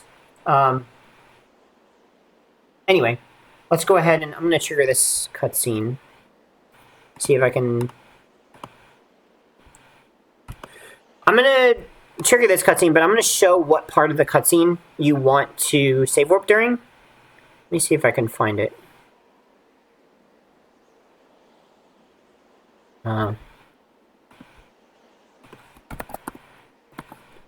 I'm just typing it into the hacker. So that you want to wait until this part of the cutscene to switch controllers. So as you hear the boat, he says, "Hey." That's actually after 2 fade outs. So you'll get thrown by the bird, and then there's a fade out, and then another fade out. And then you hear this from the boat after the second fade out. Press A to switch controllers. Then press up on the left stick. Press A. Save warp using A. And then quit. Now we can respawn on Windfall, and you skipped the part of the boat talking to Link on Windfall. So that's pretty cool. Now we're here. Actually, it is nighttime because I think I messed up the save. It's supposed to be daytime normally, I believe. Normally it's daytime here, but it should be fine for this. Should be fine for this tutorial, for it to be daytime. Actually, if it bothers you, here, I'll just give myself the Song of Passing, and I'll make it day. Wait, we'll make it day. Here. If it makes you happy.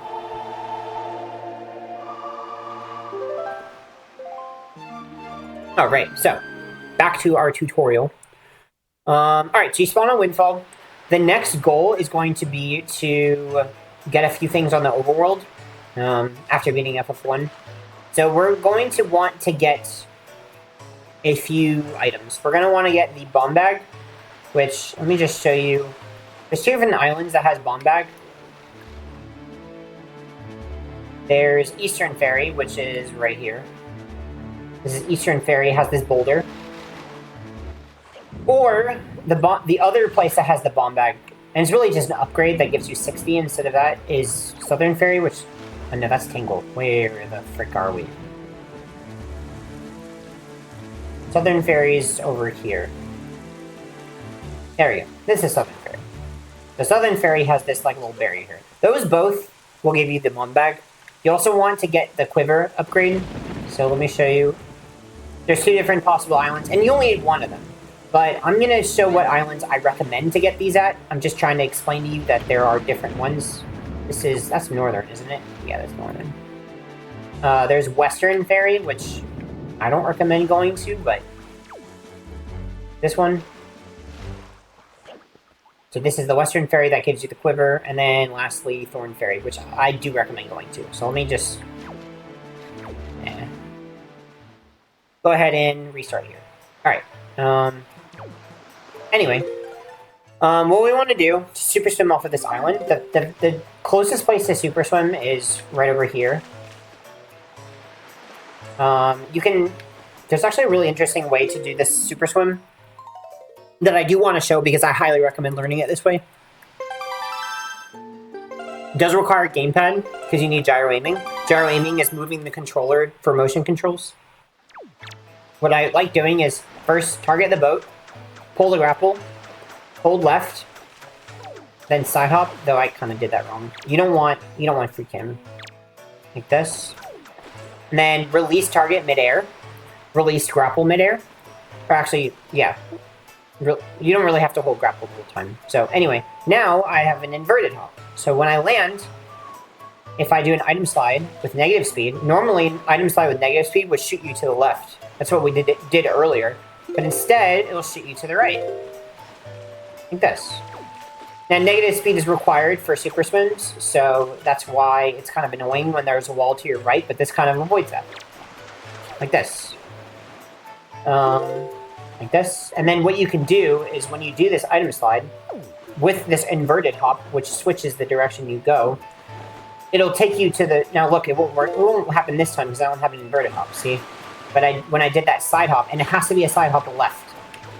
Now I have an inverted hop. Item slide to the right. If I aim the dot exactly there, and then just hold nothing, he goes into the water on his own, without me even pressing anything. I just have to not change his trajectory, and he'll go automatically into the water. So that's a really nice way to learn this. Other than that, you can aim this way, item slide to the left and hit target, but there's a risk of clipping, especially when you hit here, see? If you don't turn Link, he'll just clip there, which is annoying.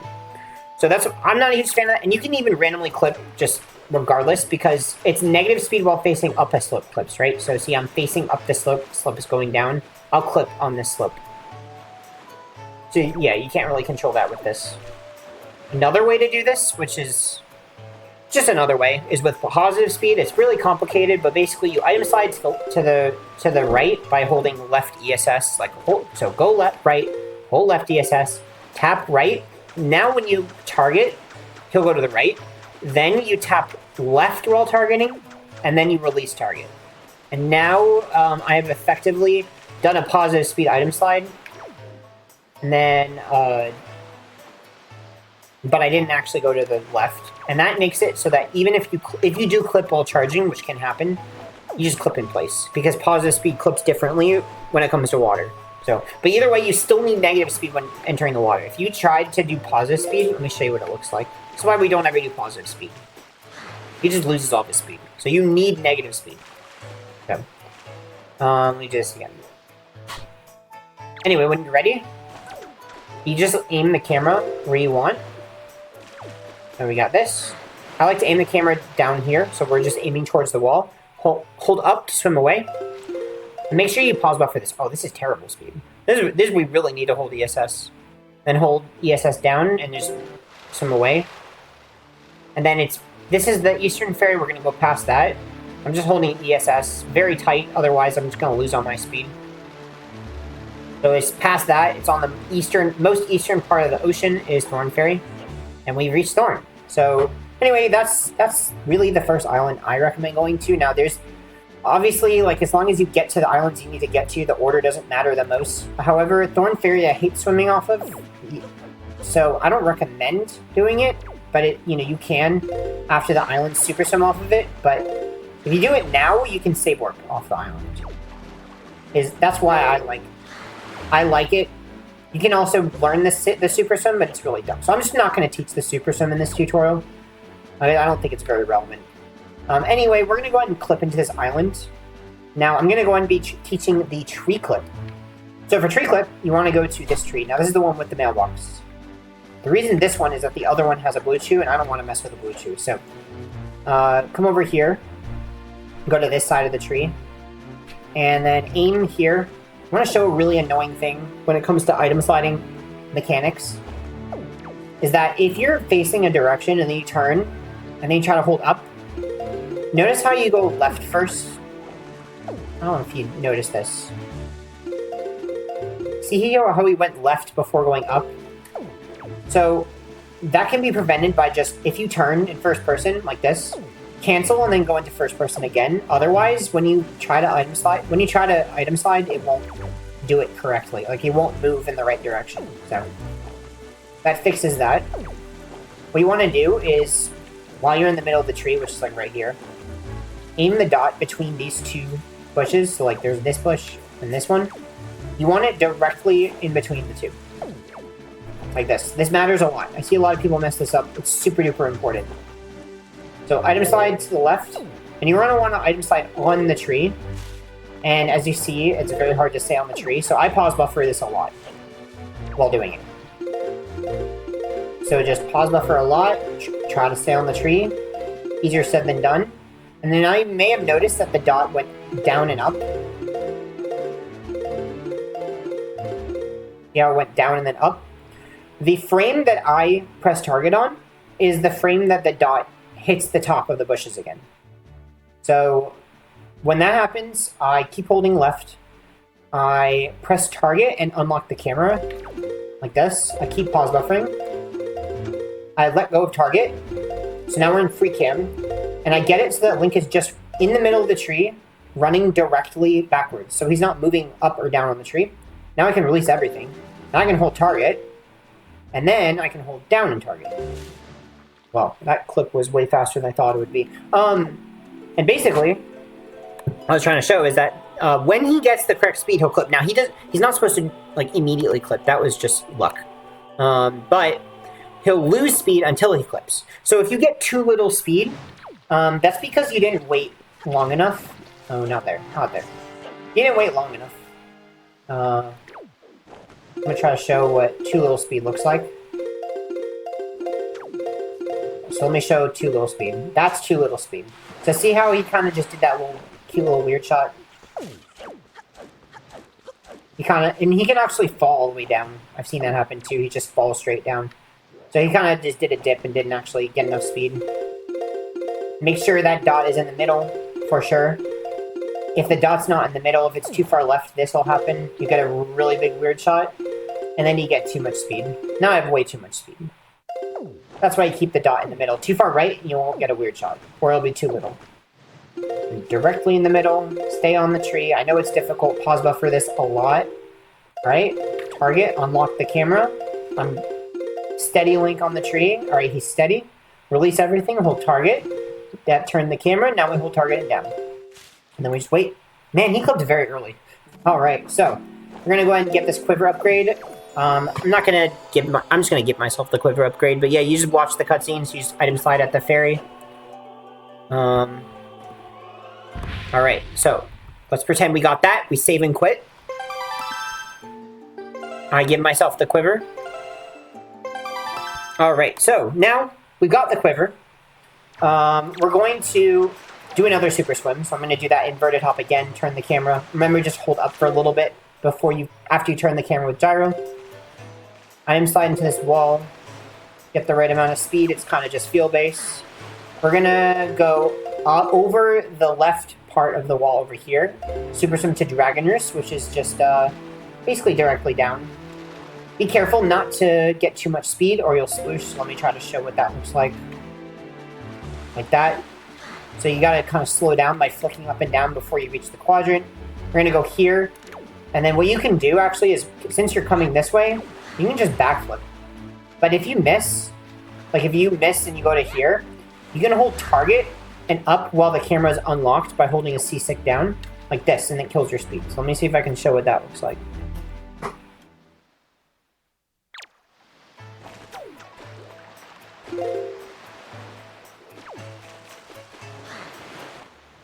come over here, flick up and down, lose a bunch of speed, come over here, backflip. Nope, I failed. That's okay. I was trying to hold target and up, but I actually kind of just did it wrong. Let me do it one more time. Basically, I'm just trying to show that target and up kills your speed in the water. The reason is that the game tries to convert your speed to positive, and the game does not like positive speed in the water. As you saw earlier, positive speed, no good. Let's see again. Go here. Cancel. See, I did target and up. And then I can just swim over here. Or you can just, if you made it, you do target and up anyway because you're doing a backflip. Then you just backflip and go in here. We're going to enter Beetle. We're going to exit Beetle. The reason for that is that we want the boat to spawn here. Because we're going to be doing a save flag fixing where we want to spawn in the boat. And now when we save and quit from now on, we're going to spawn on the island that we were at. Or if we're in the water, we spawn where the boat was. So that actually fixes save flags. It's very important for later. For this, the easiest way to do it is you just come over here, get a bunch of speed, and you just super swim, enter the water slowly, just void out. That's the easiest way to do it. Now we spawn in the boat and we save and quit. Now, there is a faster way to do it, besides just voiding out, or drowning. Drowning works, but only if you're outside, if you're far enough away from Dragon Roost. Dragon Roost is special because it's the only island in the game where there's a gigantic save quit radius around it where you go back to the start of the island. Let me try to show this one more time, but I'm going to show the Island Hop Void. So you can, instead, you can void out at the edge of the ocean. And I'm not going to go over too much of, like, the in-depth parts of it, but basically, if you are over here, and then you aim an angle where this boulder, this bomb, not this boulder, is at the left edge of the screen while you're charging a negative speed item slide. So that's just default speed. You tap target. You need to have about 3 million units of speed. Well, actually, I don't know if 3 million for it. I think it's, no, it's more like 700,000 to like 8 million. You can just tap target, and then you just fly off to the edge of the screen. Let me try to show... Let me give myself speed. Let me give myself the... Let me give myself... So I have negative 2339. Let me give myself, like, 1 million. And then we're going to hit target. Oh, that didn't work. Oh, I didn't actually give myself speed. That's why. Okay, that was way too little speed. Let's try that. Let's try this again. Where is that bomb? All right, like this. Set speed, and then hit target.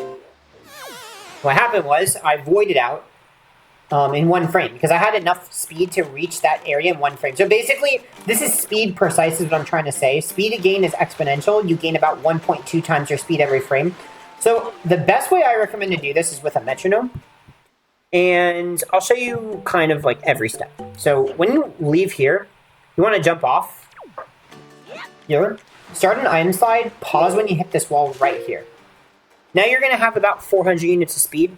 Now I'm going to turn a metronome to 100 BPM. And then I'm going to unpause on 1, set up that angle, and then target on 4. Ready? 1, 2, oh, I did it wrong. I'm going to do it again.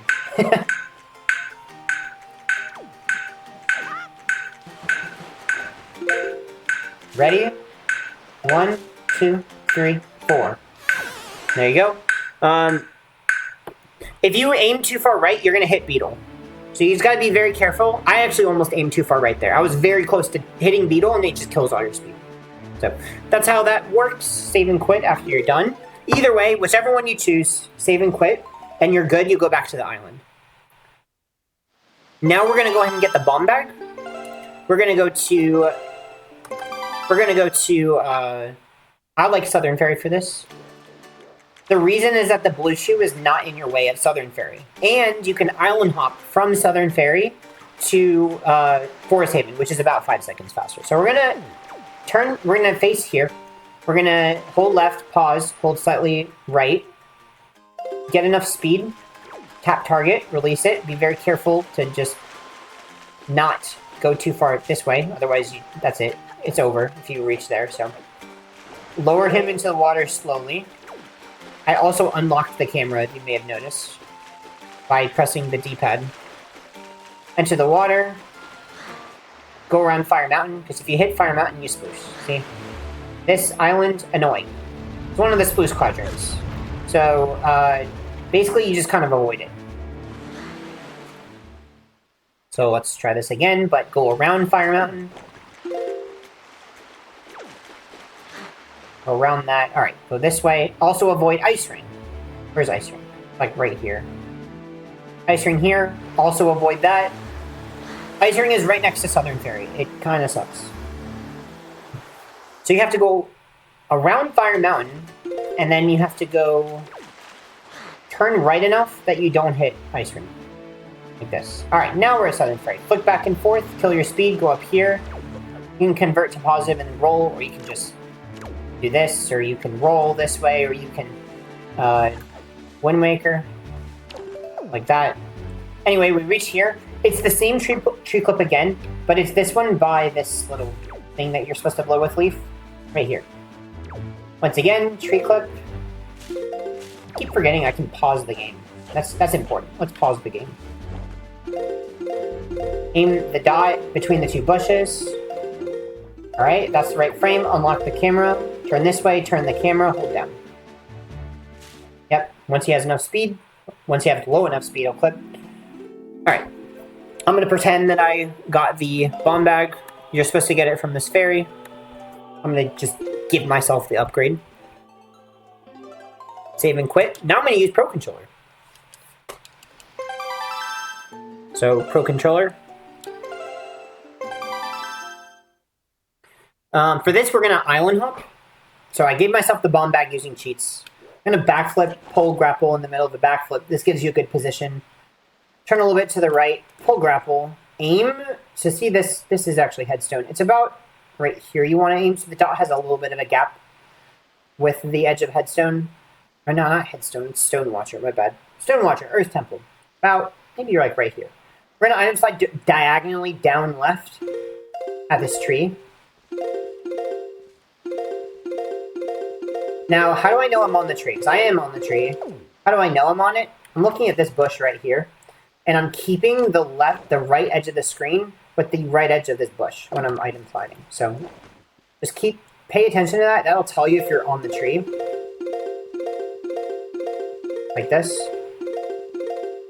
And just pause a bunch. And just wait until you clip. When you clip, if you don't trigger that cutscene immediately, you can just swim to it. But yeah, that's basically it. Just make sure you try to stay very steady on the tree. If you move down, actually, if you move any direction too quickly, you can kind of mess this up. But should be a pretty consistent clip. We'll reach Forest Haven. And this, we're actually going to be doing this outside area twice. So it's just going to be the same thing twice. Alright, we're going to turn around before rolling, otherwise we'll talk to the boat. Oh, I don't have sword. Let me just give myself sword. There you go. Alright, you can come over here, you can jump slash like this. If you want to, you can also do this. Or you can just climb. But either way, make sure you're rolling off to the side. Come over here, climb here. Now, we want to do a clip where it's positive speed, so you're at this wall right here, and you hold up. And he'll clip. You want to also, now there I kind of went too far left. You can clip here. Now there is backups to it. The backup really is just spin the camera around. Like keep having positive speed, but spin the camera all the way around until eventually he clips. Like if you miss the wall to the right, like if you go up the slope by accident on this wall, I'll show you like this. Just keep spinning the wall. Keep spinning the camera around. Start going to the left. He'll eventually clip. Then you gotta kind of find your bearings. If you go too far left here, you'll just go where water is. So you gotta be careful. When Link is under the water, so you have positive speed. When Link is under the water, he always pops up to any higher water level. So you want to stay right until you reach this very top part. Now you can kind of see the outline of all these textures. You want to go right over here. And what I did was I swam inbounds, but I made sure I didn't trigger the loading zone. So I made sure Now, if you try to swim inbounds too early, you'll just go over here, which is annoying. So that's why when you're swimming, you just kind of gotta learn it where you are, so that you make sure you don't actually swim inbounds in the wrong place. But anyway, we're right here, kind of like towards this island, about the right side of it. Right over here. Here we go. So we've effectively reached the top without triggering the loading zone or without falling down the waterfall. We want to go left enough to despawn this Octorok. And we're going to do side hop pause storage into this loading zone. So this is not spin attack setup. This is side hop setup. For the side hop setup, I'm going to kind of show two different ways to do it. Here's how I like to hold my hands, but there's other ways to do it. I put my pointer on home. I put my thumb on A, like this. And then I put this is my right hand. My left hand is pointer on target. And then middle finger, so literally flicking off the gamepad, middle finger on option. Now we're going to side hop, and when we side hop, we want to press home before A, while holding the option menu down. Alright, so that kind of failed. So I'm gonna restore my position. That failed because you saw Link side hop before the home. I would have just triggered the loading zone, which I don't want to. Let's try that again. You do it correctly, so it's home A, like immediately. That time was actually, what am I trying to say? That was A too late. I pressed the A button too late. So the A press never came out. Then you can just retry. Like that. So that time we did it correctly. Triggered pause storage. You can also do it unbuffered. So you can literally just press down the option button and then just side hop it and release it while you're pressing A at the same time. So anyway, that's how you do pause storage. I'm going to go ahead and just show this. Man, there's two ways to do this, so you can kind of choose whichever one you want. I'll show the slower one first. No, I'll do the faster one first. The faster one is diagonal roll upright, press target like this, then three diagonals rolls up left, like that. They're all like you're basically chaining the rolls together, so you do them all immediately. Press B at the end of the other roll, and then you can climb this waterfall, though you can also jump slash up it. When you're pressing B, you have to be holding up. So if you see, if I'm in this option menu, I press B, I leave. But if I'm holding up, which I already was because I was rolling up left, I press B, I'm not going to leave the option menu. So anyway, you can do that you can try to jump slash up here. Then 6 rolls up left. Climb this, side hop left, jump slash twice, side hop right, side hop left 3 times, and then in one of the side hops you want to pull grapple. So anyway, that's one way to do it. Let me show you the other way to get to the stump. So the other way is side hop 4 times, dry roll, or just roll 3 times. And then here, you can hold up right, and then you can hold left and press A, and then press target and then hold up, dry roll, side hop, side hop, side hop, side hop, side hop. I don't know how many that was. Dry roll, side hop, and then keep rolling. Yeah, I don't remember exactly.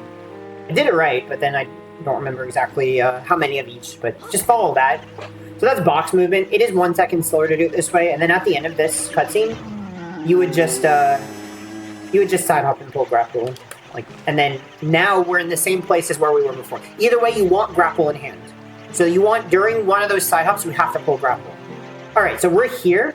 You want to make sure, so the camera starts off like this, usually. So you want to hold target for long enough to turn the camera. And I waited too long, so it's gonna make me, I'm just gonna go ahead and get this text. So, grapple in hand, you want to dry roll. And then I'm gonna show, so now I'm gonna hold During this cutscene, I would have wanted to be started holding D-pad down with my left hand. My left hand's holding D-pad down. Because it's busy holding D-pad down, I'm going to start holding down right with my right hand. So I could move like this way. Then I release when I hear the shoes attack me. That's basically the visual cue, the sound cue to get myself here in the middle of the shoes. And then from here, remember, we want to kill the shoes while in pause storage. Remember, normally pressing B will make you leave pause storage. But that holding D-pad down, so I'm going to go into the option menu, holding D-pad down like this, we're all the way scroll to the bottom, pressing B won't kill them. And then when you're done, you'll scroll up 3 times. 1, 2, 3. And then switch controllers. Now, the best way to kill these shoes, go and try to show, I guess it's, let me just reload the map.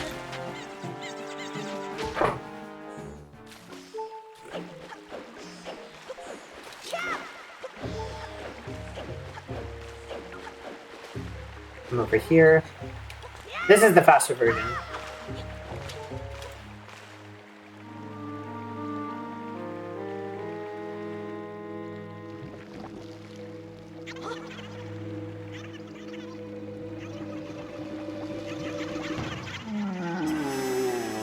Alright, so roll.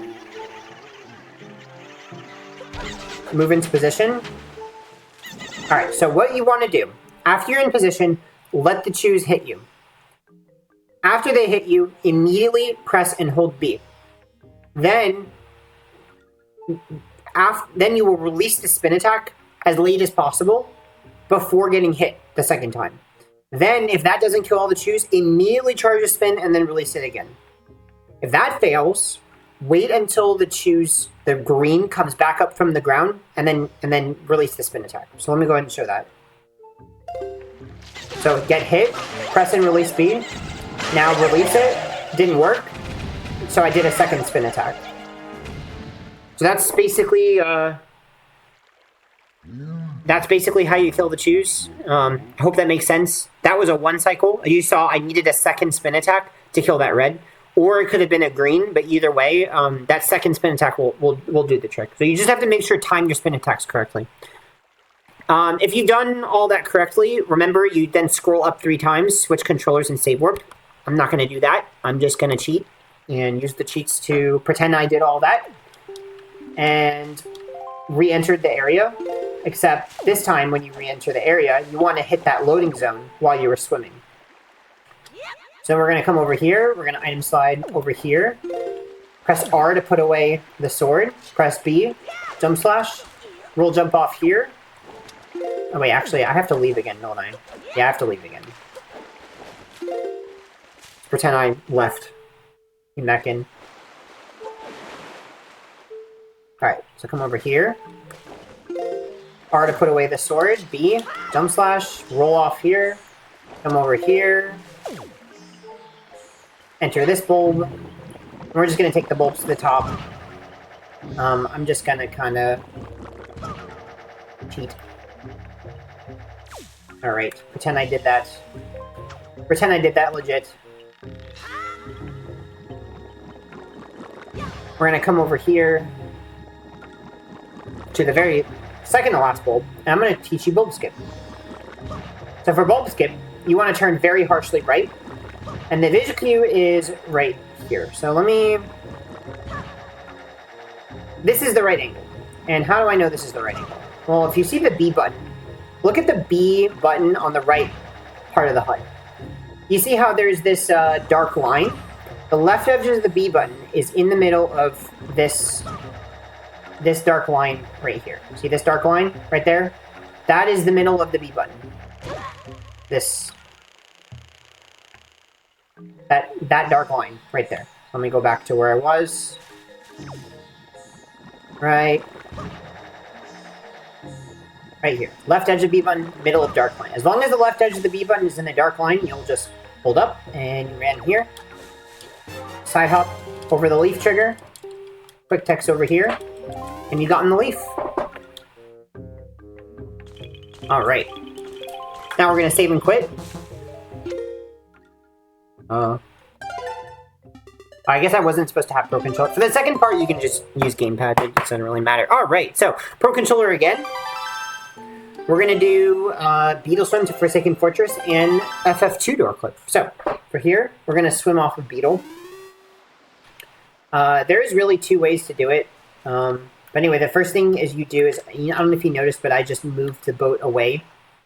I kind of moved away. Now the boat, see how the boat moves now? You only want him to move a little bit. Because what we're going to do is we're going to literally swim off of his ship. And he has to be in the position where the back edge of his barrel is right there. So you see he's way past it. But his default spawn position literally won't work for the super swim. See how he's too far back? You want this right here. Lining up with this corner right here. Like that. And that's a bit better. Maybe a tiny bit past it, but that's okay. It should still work. I'm going to roll down here. Let me show the two ways to do this. One way that I see people do it is they just charge an item slide. When they have enough speed, they just kind of move into the water. And then you're good. You can kind of just super swim like that. I don't prefer doing that because I find it difficult to enter the water without splooshing. So what I do, instead of that, because it's also speed dependent and you have to not enter too quickly or else you just sploosh. I do an inverted hop. So how did I do that? I twirled the grapple, I side hop, and then immediately release target. So that he automatically pulls the grapple when he hits the ground again. Like that. Now I move all the way up here. Now I item slide to the right. When I have enough speed, he'll just automatically enter the water if you tap target. Because of the fact that I did the inverted hop that made him go right instead of left when I hit target. Now, you have to make sure that your dot is aimed in the correct direction. And what I aim it at is right here, so I don't know if you see this texture right here. This little texture on the wall is what I'm looking at with the dot. If you have that correct, he'll just enter the water, he won't sploosh. If you aim too far left, he'll probably sploosh more. If you aim too far right, he'll take way too long into the water. Also remember for this is really annoying. If you enter the water a bunch of times, every time you enter the water, you lose a bit of speed. You've been noticing that. So if he just like splashes around a bunch, you have to retry it. That time was too little speed. So let's try that again. There we go. When you're done doing that, hold right while after turning the camera to swim to this corner. Turn Link so that he's facing towards the camera. Pause buffer, holding away. Holding up so he swims away. And then pause buffer holding down left. And now you're literally going to go all the way across the map. The entire map. Now, that's Windfall, so that meant I went too far right. Great Fish meant you went too far left, over here.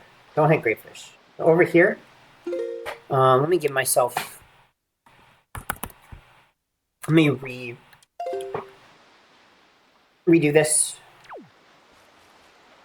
I'm going to show you one more thing. If you have too little speed, let me fetch all these values.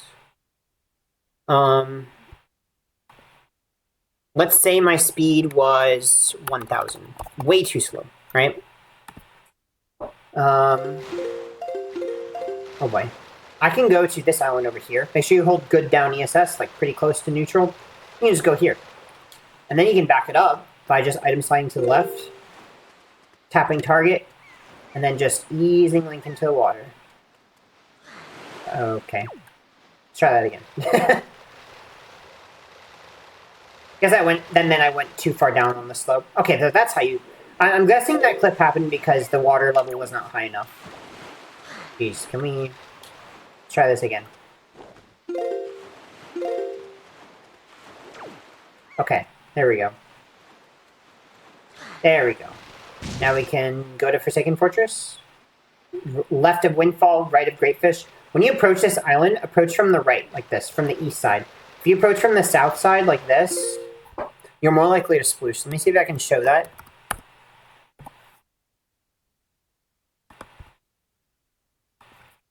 Let's do 2,000 units of speed.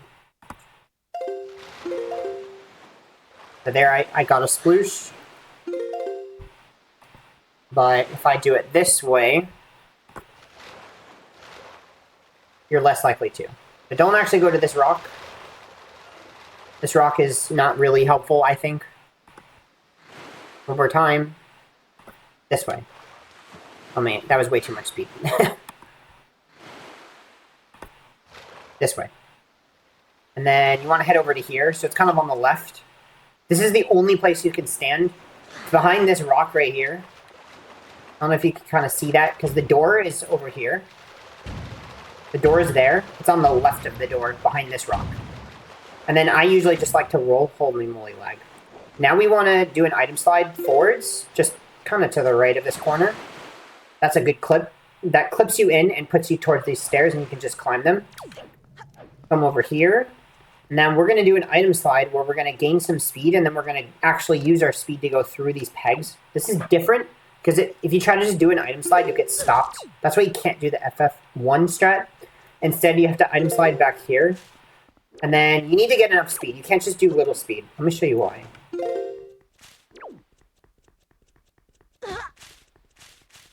That was not a good example. Do very little speed. Oh, that's not a good... Oh, there you go. See how I got stuck? So these stairs, this one too, you can get stuck on it if you don't have enough speed. And then if that happens, when you turn, you'll actually clip, and then you'll trigger Phantom Ganon, which is terrible. So just charge a little bit more speed than you think you need. Come through here. Also, let me try to store my position. There's another dumb thing that can happen. Store my position. Watch this. Bam. Clip. You can clip out of FF that way. I thought I stored my position. What happened? I don't know why I didn't store my position. Try to show this clip. Alright, watch this. Now.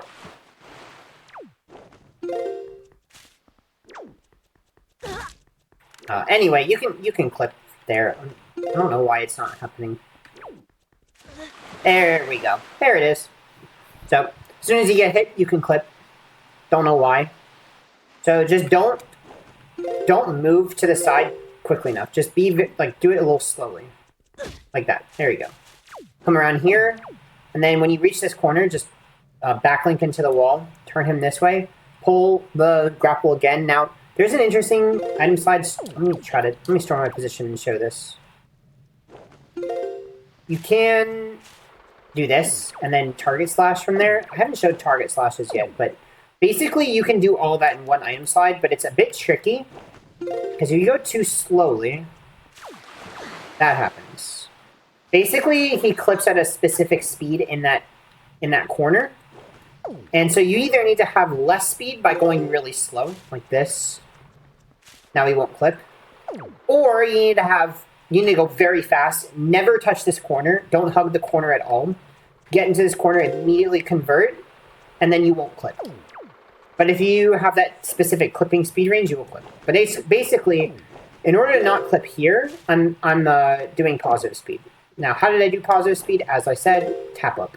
Now we don't clip here. You can always just cancel your item slide if you don't like doing this in one, and then just turn this way, do another backwards item slide. Alright, you may notice the camera shakes if my speed angle is too far to the side. So all you have to do is move your stick, and the camera will stop shaking. Now we're going to do a sword hop. So remember in Forsaken Fortress 1, there was door clip, not door clip, there was ladder skip that would jump all the way across. It was like jumping from here. Oh man, that's kind of annoying. Jumping from here and then just pressing down, and then you would be able to fling all the way across. Well, we don't have to do that because we have sword. So sword makes this really easy. So how does this sword hop work? We want to item slide backwards into this corner. Then we want to keep holding up, hold target, and then press B. And he will slash exactly where he was aiming with his dot. So just make sure you're aiming correctly. If you aim too far to the side, you'll go here. If you aim too far to the right, you'll go here. It'll just pop up right here. The backup for that is, it's a little annoying, but you have to do an item slide from here to the right edge of this to the right edge of there.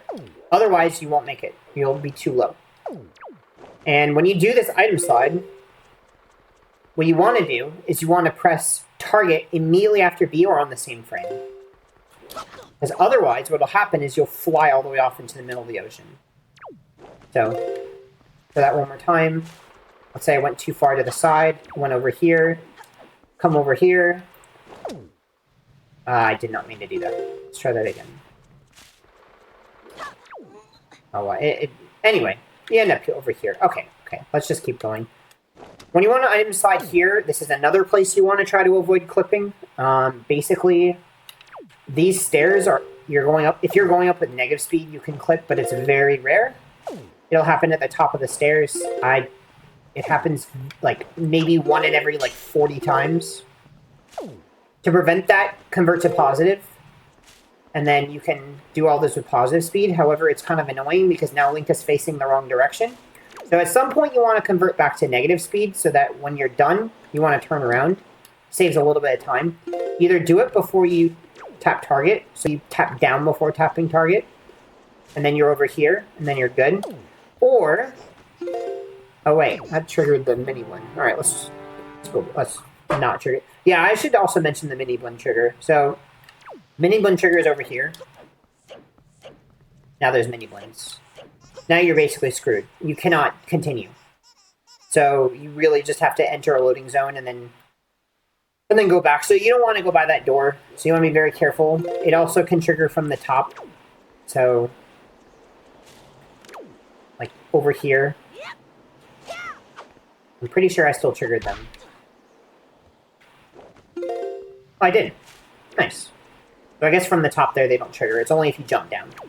So anyway, another way you can convert here, you can convert in third person. So you have positive speed, right? You hit target, you go over here, unlock the camera and then hold target, hold down, and now you have negative speed. Now you're turned this way. I mean, or if you really don't want to do that, you can just turn Link around, but it loses time to cancel your speed and then turn around. But you can do that. It's just slower to do that. Now what we want to do is we want to charge an item slide to skip the Phantom Ganon trigger, so we can't actually come around here and do the FF1 version, because there's a giant Phantom Ganon trigger. Let me show you where that is. There is a way to get past this with an item slide, but it's slower than using Leaf. See this right here? Annoying. So instead, where am I? Here. We're going to skip the Phantom Ganon trigger with Leaf. So make sure Leaf is equipped. Everybody forgets to equip Leaf here. It's really sad. Just make sure it's equipped. We're going to item slide to this wall right here. Now make sure you're not too low. If you're here, you will not make the jump. So you have to be between this corner right here and this corner. If you're over here... oh, I didn't mean to do that. That's the wrong one. I was trying to store my position. Show you what happens if you're here.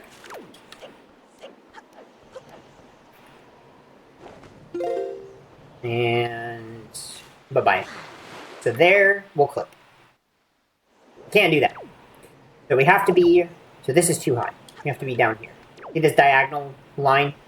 Anywhere under this diagonal line, you're good. Item slide to the right, so you're holding full right. And then you're holding target while holding full right. Keep holding full right, press B. That will make him jump. Now, what if he doesn't jump and you forgot to hold full right? Uh-oh, what do I do? Well, this will happen. Nope. Try again. Try again.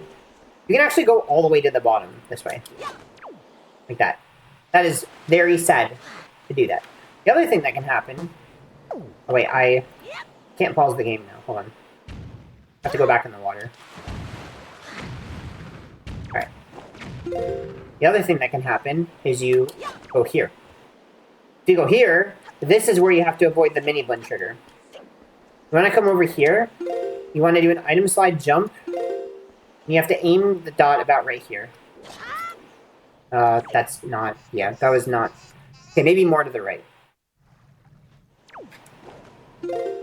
Let's do more to the right.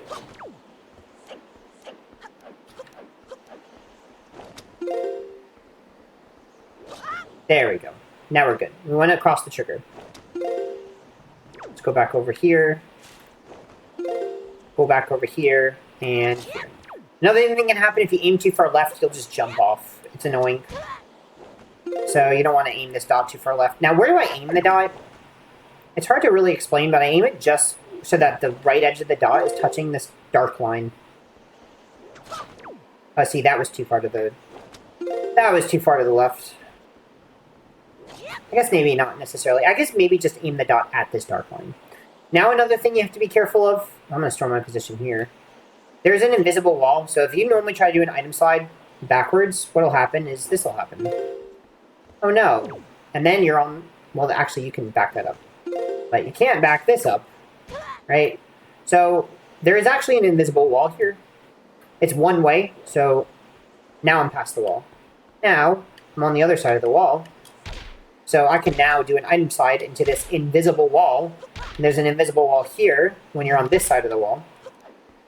So, you can just item slide backwards here into this corner and do a target slash here.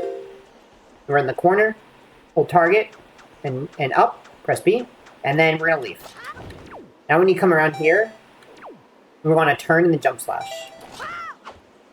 Now, to make this easier, for one, you definitely need East Wind, but East Wind's the default, so don't even matter with that. You want to pull leaf at the peak of your jump. You want to get a jump and then pull leaf. Come around, jump slash here. Be careful not to go around here, because, yep, Phantom get in. Go back here. Item slide, past the wall. Target B. Come over here. And then jump slash. And there we go. We're over here. From here, I can just turn around. Item slide all the way to this corner. Cancel. Now we're in the corner. Now we're going to do FF2 door clip. Not FF1, FF2. Alright, so how is this going to work? So, we want to get in this corner. Instead of this corner, we're setting up in this corner. We're going to set up the dot.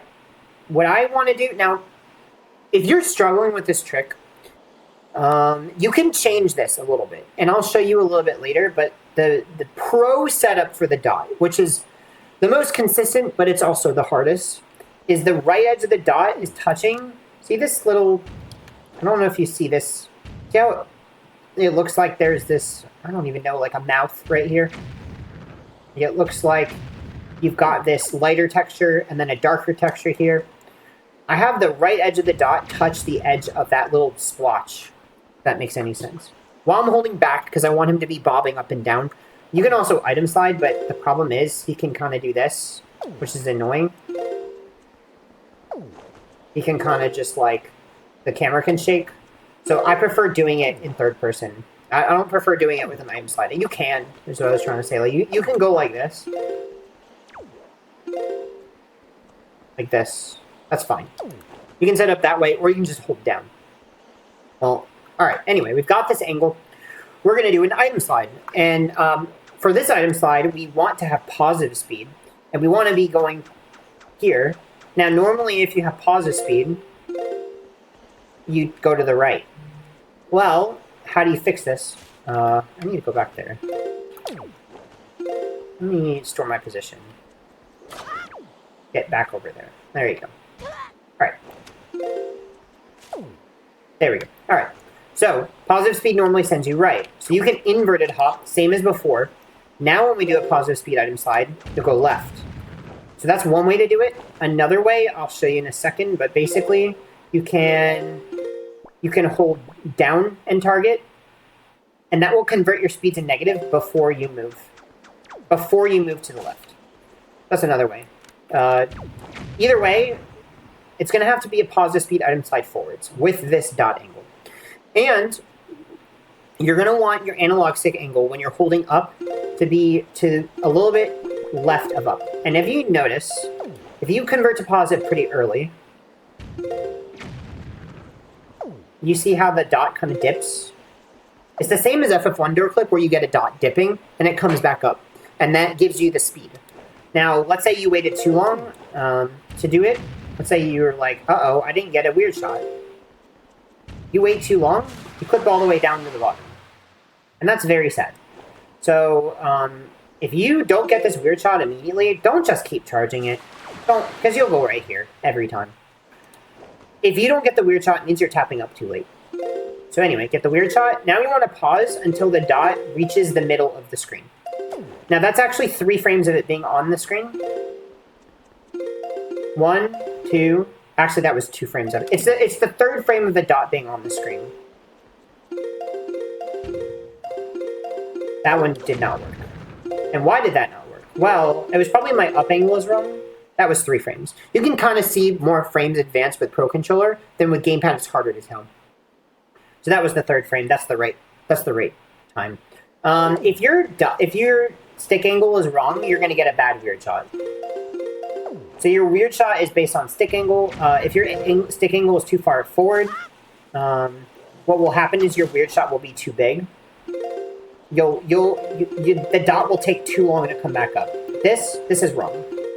You can see that my weird shot was a lot lower versus this. That was a lot smaller of a weird shot. Too far left and you just won't get a weird shot. Also, sometimes this can happen. Come on. Like that. If that happens, you failed to convert. So you didn't actually go between down and up. You went down to like up left, which then didn't actually convert. Like that. Alright, so when we get the right speed, you're going to hold target. Now, remember, if it's an inverted hop, when you target, so that's inverted hop, it's a little slower. When you target, you can just keep holding up.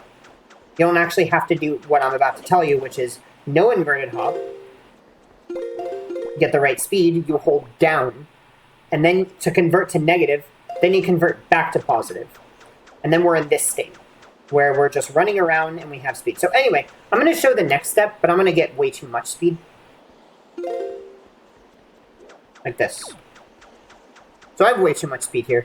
I believe the clipping speed is like 2400. It's very similar to FF1 door clip. It's a little bit higher. So let me do 10,000. And I'm going to show the next step. So the next step is we're going to be setting up speed angle. And you want to keep holding target, and you want to keep holding up, and he'll just keep like twirling the grapple. If you may notice, when I'm turning, I'm holding the same up angle, and I'm turning the camera. You may notice that Link's running animation changes. Now, if you have a running animation of this, which is kind of scooting to the left, the trick is inconsistent. Let me try to show what I mean by that. So I'm going to give myself about clipping speed, and you're going to see what I mean.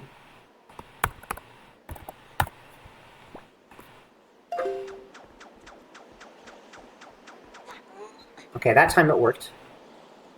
Let me try this again.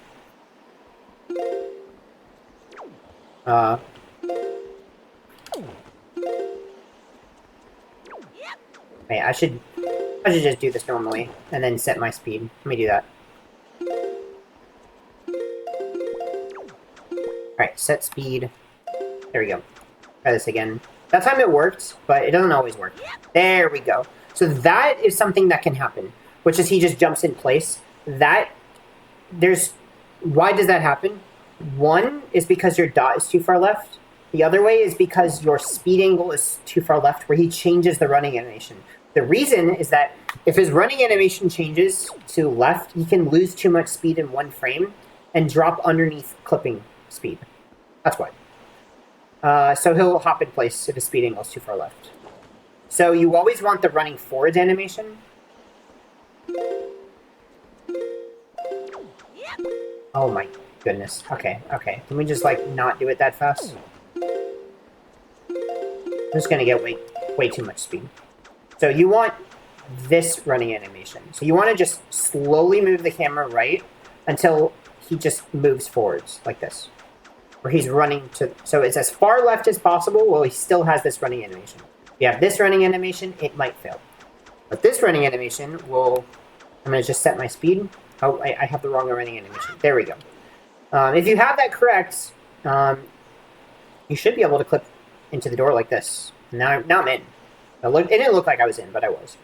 Now, what happens if you accidentally go to the stairs? The reason that happens is actually a bit different than FF1 door clip. So FF1 door clip, you have to do a frame perfect roll, but for this you don't. The reason is that, let me see if I can give myself door cancel. Let me see if I can show...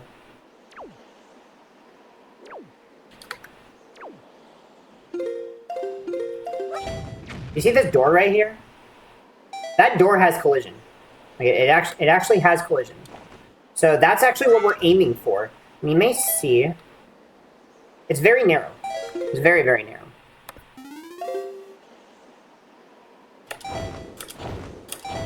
So this is what we're getting stopped by.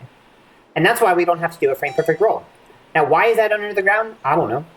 But that is literally right in the middle of the door, so you get stopped by it. So if you go to the stairs, it means your speed angle was too far right. Actually, it's always too far right. It means you didn't get stopped by that tiny door. Because actually what we're doing is the very left edge of Link is getting hit by that door so that it stops him so he doesn't go to the stairs. Now, how can you make it easier? If you're going to the stairs a lot, what you can do is make your dot less to the right. So if you go here, you're always going to go to the stairs. If you go here, you have to do it almost perfectly. But the problem is, if you aim the dot more left, it does make it easier, where you won't go to the stairs as much. But you're more likely to clip in place. So like if I aim here, I'm probably going to clip in place, even with the correct running animation. Let me set my speed to 3000.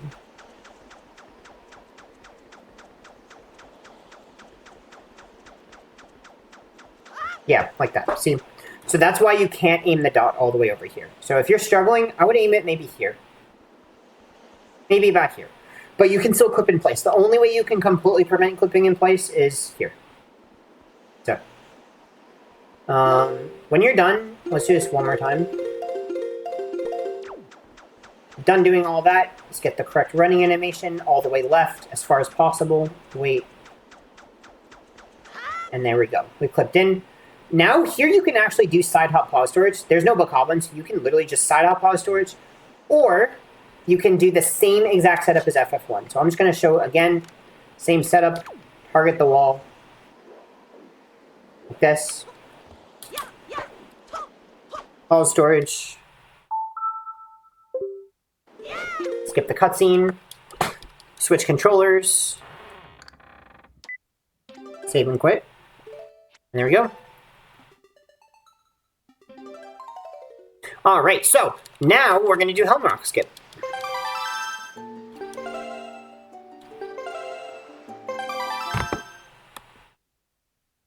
So, Helm Rock skip, we're going to item slide up. Keep default camera with positive speed and just hold up left. That's better than turning the camera this way. Because turning the camera this way is slower. So I just, I'll show you the bad way. I just item slide to the right. Hold up and then default camera. Like that. Alright, we're going to go behind Helm Rock. We can pull grapple to cancel. We're going to aim the camera like this. Like just behind Link. And then get him to climb. Hold up and then hold down. What it'll do is, you see this like quick turnaround that he does? If you're holding down, he'll turn around automatically and that'll clip him in because Helm Rock actually pushes him out of bounds. Not exactly.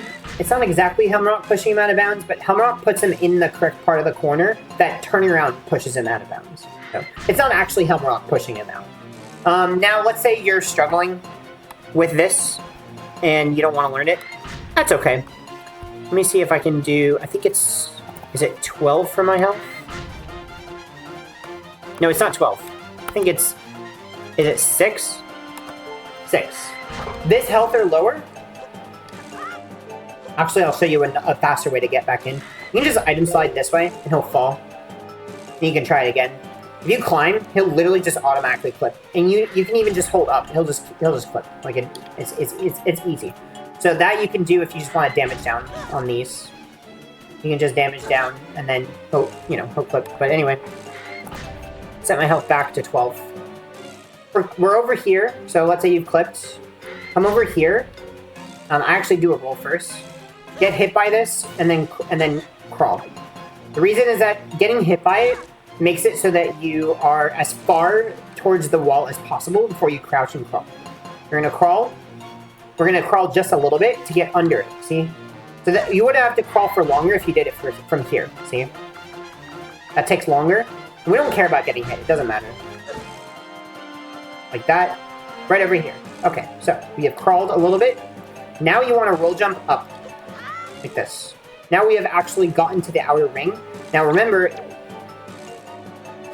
Oh, I didn't mean to do that. That was the wrong button to press. Let me do it again. I'm gonna get my health back. Alright, climb up. Oh, also, you need your speed to be killed before you climb up. Otherwise, your item slide will ruin your position. Come over here. And then we'll jump up. There we go. If you miss, you're screwed. Oh, another tip for this. A lot of people kind of struggle with this. Remember that you can change the camera to help you in this game. So, when you come over here, see how I'm pressing up on the right stick? I can actually see where I'm crawling. Let me store my position. See how I see where I am? Now I can actually just aim the camera and then press up. Well, I barely got that. Another thing I want to show you, if you go too far right, that's it. You can't go back. You can't back this up. See? This is a different area. So you can't back that up. You can do rolls around here. I don't prefer doing it. I prefer just going in first person. You don't necessarily need to. Then you want to jump over to the left side of that. Aim the grapple to this right here. Like in this direction. At the bottom of this thing. Item slide all the way up to the top. Though you want positive speed, so let me do that again. So keep this angle. Positive speed. So press up. Go all the way to the top into this corner. Oh, see, but unfortunately that can happen. You can lose your speed right here, but it's this corner right here. You press target, and then you're in the door, and then you turn and you open it. So that's basically a general gist of how to do that movement. I really don't want to watch this long cutscene. You cannot skip this cutscene. There's no part of it that you can possibly skip with pause storage. So we're just gonna pretend we watched it, and we're gonna go to Hyrule. You're gonna get out of the boat right here. Let me get my health back. You're gonna roll this way, and then you're gonna aim 45 degrees in this direction. So I guess really at this corner. So like this is too far right. This is too far left. Just aim like 45 degrees. No, more like 30 relative to this wall. We're gonna do an item slide while going slowly down these stairs, like this. But that kind of didn't work, so I'm gonna try it again, like that. And then he should clip. Man, this clip is kind of tricky too. So if you spend too much time on the top of the stairs, then you can only clip on the stairs. You can't clip up here. You can't clip down here. So because of that, if you spend too much time up here and then you come down, actually I got very lucky there, but you could have too much speed, potentially. Where you either won't clip, I got very lucky again. See, he just doesn't clip because he has too much speed. Or if you go down too quickly, I can't clip over here. So you have to really be good at keeping Link going slowly down the stairs. Now, why slowly? Why not just straight? Because then you're going in the wrong direction. Now I'm here. See, you want to land on the bridge. So the only way to make sure you land on the bridge is slowly go down the stairs, like this. You know, I landed on the bridge, not too far left. It's a bit tricky. You can pull Leaf, though I want to tell everybody, pulling Leaf doesn't prevent you from, like, voiding out. It'll make it so if you're not on the bridge, you can pull Leaf, and then you can Leaf onto the bridge. But pulling Leaf doesn't prevent you from getting too much speed and hitting the barrier. So if you have too much speed, you hit the barrier, Leaf doesn't stop that. Either way, you want to come here, get hit by the barrier. We're going to do a barrier skip. You want to pull Wind Waker on the very last frame of getting Red Flash, which I'm trying to do. I'm trying to just time. I timed it correctly there. I see a lot of people spam, but spamming cannot be done frame perfectly, so I think it's every other frame. Remember that if Wind Waker's not in hand, it takes 4 more frames to pull it. So like here, if I try to do it, I pull Wind Waker a lot earlier. So I actually have to time it 4 frames later because Wind Waker was already in hand. Just keep that in mind. Once you're done, I'm aiming for this part, not this part, because I want to be on the right side. There's two walls here. I don't know if you can see. There's one wall here, and there's one wall here, and they kind of meet. So like this angle. See if I can show... I can't really show angle, can I? I guess I can't really show angle. That's okay. This is a different angle. This versus this. And as you notice, it's the same thing, where sometimes he doesn't target the wall. See? Here I can't target the wall. So this is just move, and then target. Just make sure you have that harsh angle so you can tell if you targeted it. This is too harsh. There we go. Alright, I targeted the wall. Make sure... I guess it's kind of the same as...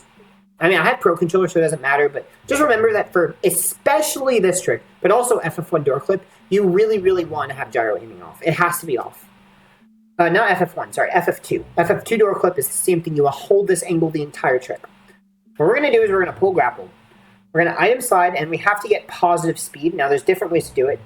You can either item slide to the right, tap right, but here you've got to be very careful. And I don't really have a knockback cancel feature. You want to be very careful to... When you... What am I trying to say? When you item slide, you don't want to pop out. So you have to... It's annoying to item slide against a wall. So you want to item slide sideways, because item sliding against a wall is hard to do because you can't get full 14.4 speed. You can only get 5. So it makes the item slide harder to start. I did start it there, but it ended up working fine. Another thing I see people do is side hop, and then start the item slide forwards. You can do that as well. Tap up, and then target. Or, what I do, is I item slide to the right, hold down, and then tap up. And that either way, that converts to positive, so that when I target, I go to the right, and now I have positive speed. You have to have positive speed for this, because we're going to be shielding. Shielding will shoot you backwards if you have negative speed. So that's why it's very important to have positive. So I'm going to get positive speed. Now, this is actually a little bit speed precise. There is a speed range where this barrier skip works. I believe it's over 6,000 it doesn't work. So you have to get an idea, just a decent amount of speed, a few thousand. We're going to come here. We're going to tap left now, and then press target and see if our angle is correct, which it was. Now, what is it that I'm looking at to see if the angle is correct? What I'm looking at is I'm looking at the D-pad on the HUD. So if you see the D-pad, kind of see the D-pad here. So do you see how the D-pad is touching this wall? This wall right here. D-pad's touching this wall in the background like this. I think it's this dark wall right here. The right edge of that D-pad on the HUD is touching it. You want it so that when you shield flick, it's literally just that corner is just barely touching it. It's possible to shield flick too many frames or too little frames. I'm gonna try to see if I can show that. This is too many frames. You see, this is so I hold shield, I tap target. That shows my angle. So that angle is too far right. As soon as if I do it and then flick right, again, it'll fix my angle. And then it should work. See that? See how I backed it up? So each shield flick frame, every frame of holding left or right, will move Link a set amount. Every single flick. So, do it again. As the correct angle, you could see. Make sure to not press for target for too long. Oh, look, I have too much speed. No, this is an example of too much speed. So actually it is, yeah, it's actually less than 6,000. See how he's shaking a bit? That means I have too much speed. You're going to hold target during that to make him lose speed. Be careful holding target if you are sure. If you don't know if you have too much speed, don't hold target for too long. Because holding target makes him lose speed faster. Anyway, we reach here. We're going to item slide throughout this area. Now, I want to show you that this exists. I didn't mean to do that. Let me do this one more time. That was not at all what I wanted to do.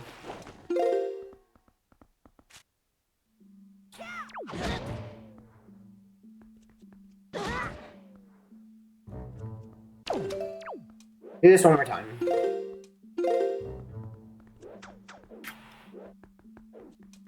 Okay. Alright, we're here. Alright, let me show this one more time. So, if you want to, there's a clip you can do here, which it requires positive speed. It's really dumb. You can just go all the way out, all the way throughout Hyrule.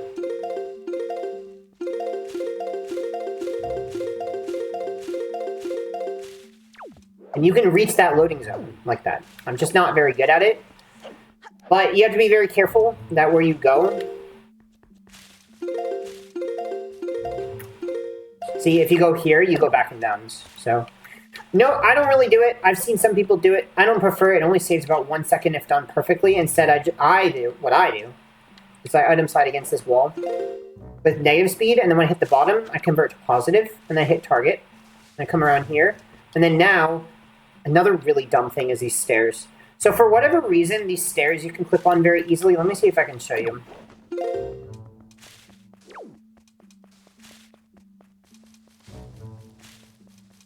I believe it's like if you're going this way.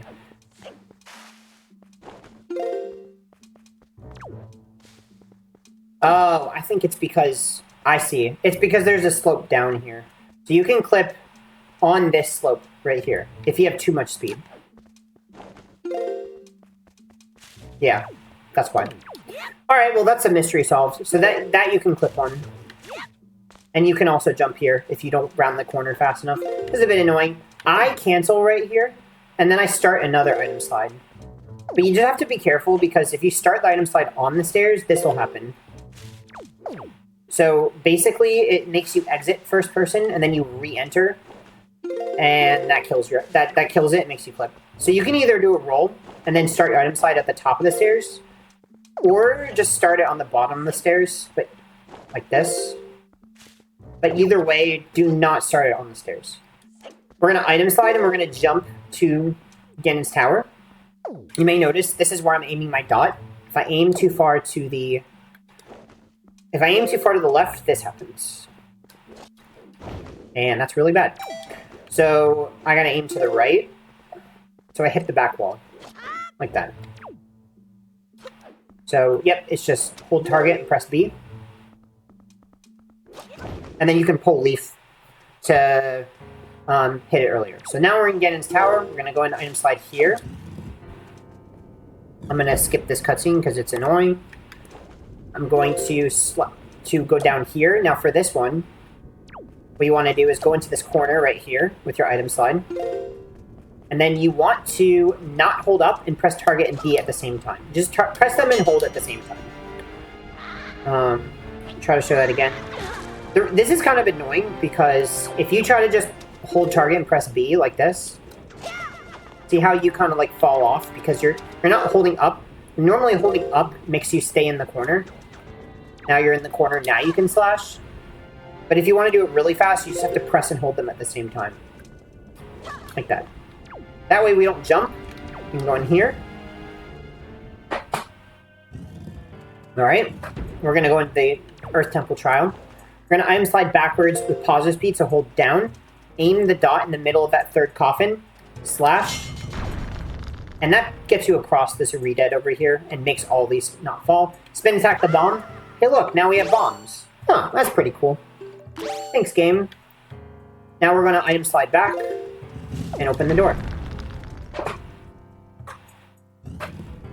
Now we're going to side hop, quick spin, kill this guy. So side hop, jump slash, quick spin. So I like to press B before A, makes it go faster. So you just side hop.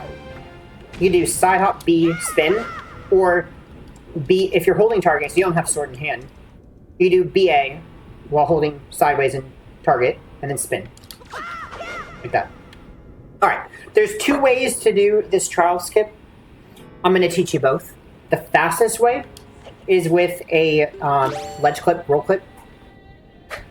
Give myself more magic. For this, we have to target this wall, move off the wall until you grab. Now what we want to do is hold right until really here, which is when Link has finished moving his right arm. That was too long. Like, I'll show you, this is too long. And you want to climb, so you want to interrupt that animation. So this, see how he does this in like a cycle? Like right, left, right, left, right, left, right, left. You want him to just move his right arm. So just reach out with his right arm and then climb, like that. So I interrupted that animation. You can't roll off here before this. It doesn't work. You have to literally target the wall. Alright? Interrupt the animation. So now we're in the correct position. I'm gonna show what it looks like, and then I'm gonna explain it. So that's what it looks like. Now what did I do? What I did was I pulled a bomb, have it over Link's head first, press B to drop it, then backflip, now pull leaf, now drop when you're between the wall and the bomb. When Link's legs are straight, you hold right into the bomb. I did that wrong. When his legs are straight, you move into the bomb, and that'll push you a little bit out of bounds. And you need to hold right only for long enough for him to get pushed out a little bit. So you only want to... It's kind of the same thing as this. It's the same thing where he only moves his right arm. So, like, you know how for this you do right up? It's the same thing where you do right up.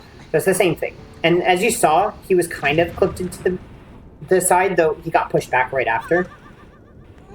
After he, like, when he climbs up, you do a frame perfect roll clip. Into the wall, like this. So that's frame perfect. I did not mean to... Okay. Stop it. Do that again. So can I just... Oh, I can reset my position here. So, how do you know you got the right frame? You clip. If you're too early, you don't even roll. Like, he doesn't even perform a roll, he just turns. If you're too late, he'll roll but not clip.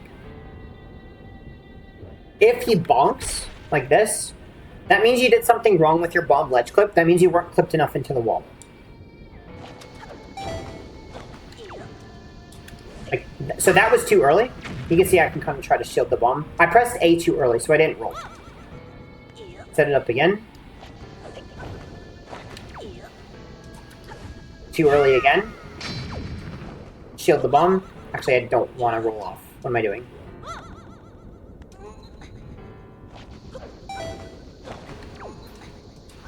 That was correct. If you're correct, hold target. Well, pull leaf at the peak of your jump. Make sure it's at the peak. Hold target and left. Now we can do a few leaf pumps to this loading zone. As you may notice, you can't reach it without leaf pumps, unfortunately. We're too low. Wah wah. Now how do I fix that? So you're going to do something called a leaf pump. Now, a leaf pump is where you pull leaf, you put it away, you put away leaf, and then you pull it again. So I'm doing a leaf, a leaf, a leaf. Like this. It's not the same thing as just pressing the leaf button. Like this. It's not the same. This doesn't do anything. This is nothing. So, I like to time them so I don't waste too much magic before each tick. Okay, I failed it. Do it again. Oh boy, I didn't even do that right.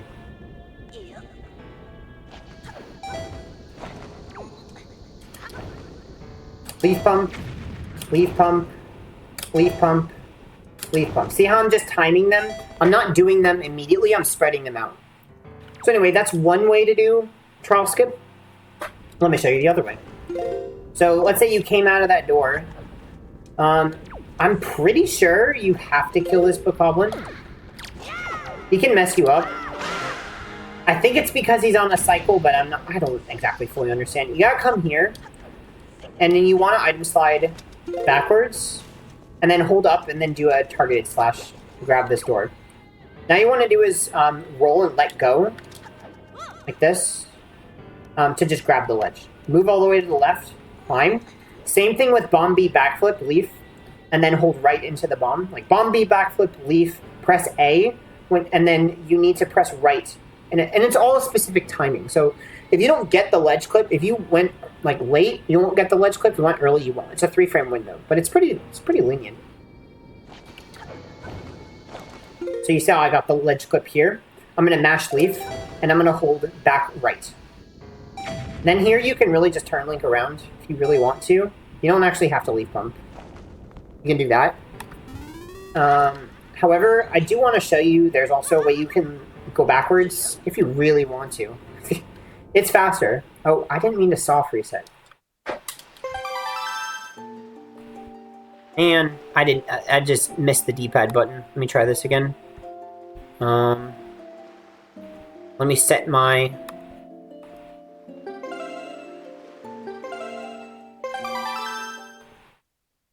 Set my save file correctly. Give myself bombs. Okay, let's try this again. I just want to show you leafing backwards. Get storage.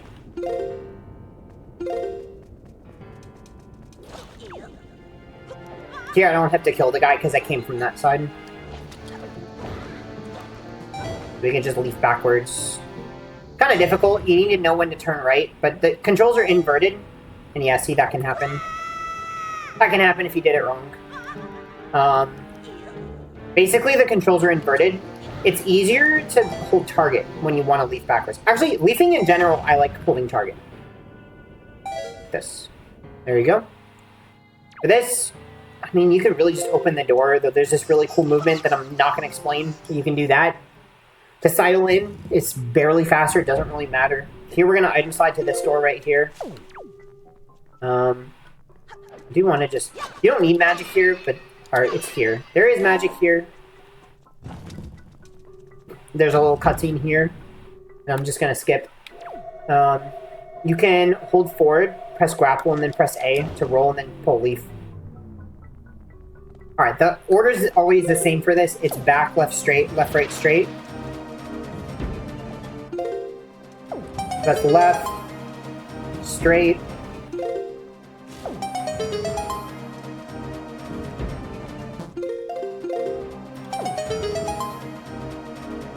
Right. Straight. We're gonna pull a bomb on this one. So you just pull bomb and then open the door immediately.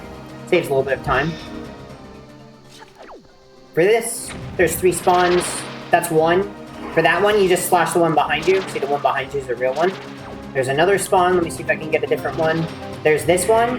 The red ball, what you do is get really far away, charge a spin attack, release it to hit all of them, and then you just slash him. Oh, that failed. And it does randomly fail, and I don't really know why. I don't really know. There you go. Alright, let me see if I can get the blue ball.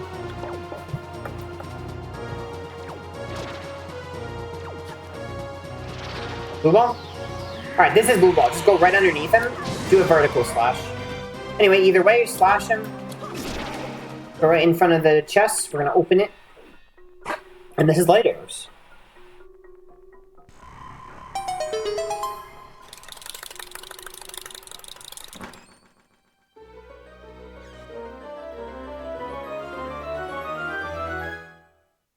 Alright. Item slide to the door. For this area, I highly recommend doing it this way. I recommend getting this pot. So, okay. For Phantom Ganon, this one, he doesn't spawn until you move. You have to move forwards. I don't know why that... I don't even know why he spawned. I think you have to move even a slight bit forwards. If you... So... otherwise he won't spawn. Like, he's not going to spawn like this. I like going for this pot right here. Oh, I guess it's even if you move, like, tiniest bit. I like going for that pot, getting magic, then equipping bow.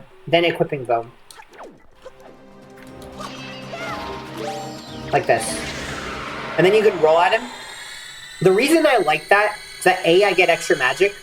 B, you're on the edge of the room. When you're on the edge of the room, Phantom Ganon will always spawn in the air. So you want, in the light air room, you want him to spawn in the middle, and you want to just slash behind, because that's the fastest pattern.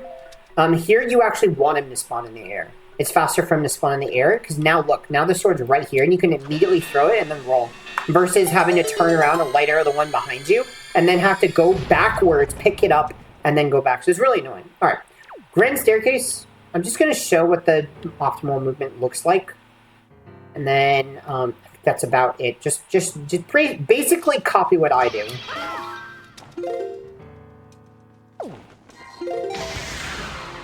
I will explain maybe one little intricacy.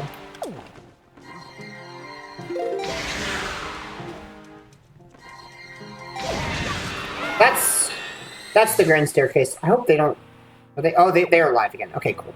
One intricacy of this is that there's something kind of annoying. If you go really fast,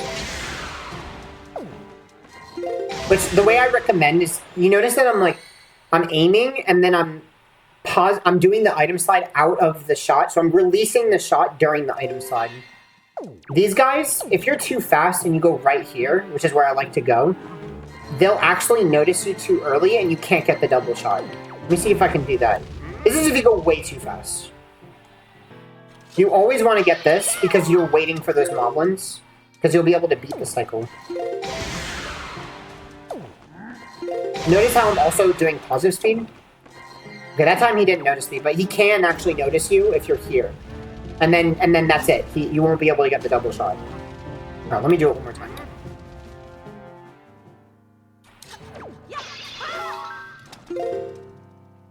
Yeah, positive speed. Holding up each time. Unpausing with the ESS. Yeah, I have to wait a little bit there. You can beat that cycle.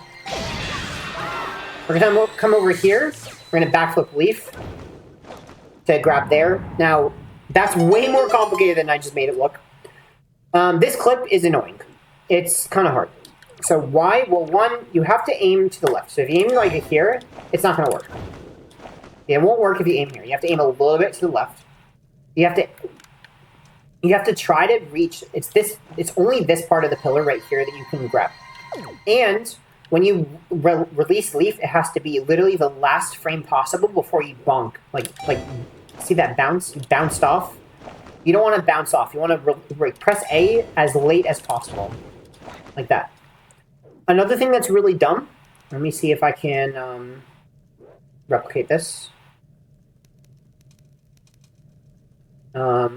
See if this is a good example. Yeah, there you go. That right there can happen. Now, when he climbs up, he can just go back and bounce. So you want to go all the way to the right edge and then climb up. But his position when sidling is inconsistent, and sometimes he won't go right enough. Sometimes he'll go too far right and he'll just fall, and then you have to redo it. But that right there that you saw was him not clipping up enough out of bounds. You can frame perfect side hop to the right to still clip, or you can frame perfect roll. I prefer frame perfect side hop. However, there is another thing you can do. If I set my health at, is it 12? No. I think it's, no. It's 6? 6. Here, it never happens. You will never, ever get it where he fails to clip. Oh, see, that is random. You can't control that. There is nothing you can do. But the other way that it can fail that I showed earlier, oh man, I can't believe that happened twice. There you go. The other way I was trying to dude, is it going to happen 3 times? Okay. You will literally always clip with low health if you don't just fall off. This will always work every single time. You don't need a frame perfect side hop. Either way, you want a side hop afterwards. Now, to get critical health, I like to play in hero mode, so I switch to hero mode after Dragon Roost Cavern, and then I play in hero mode, and then when I save warp, I'm going to do a cutscene skip. Then I go back to normal mode. You have to have normal mode, because Morph Hover will not work without normal mode. Hero mode lets me damage down faster. Anyway, here, we're going to go ahead and navigate all the way around here. I want to show you that you can roll, and a lot of people get scared because they're like, I didn't know I could roll. It seems pretty precise and scary. Why are a lot of people rolling? Well, let me just show you this collision. So there's this. No, I wanted to store my position. I didn't mean to do that. I didn't mean to do that. Hold on.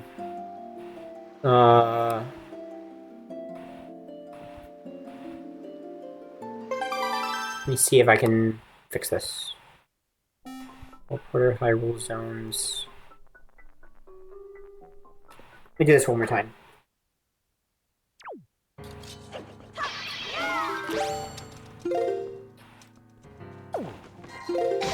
That was an accidental soft reset.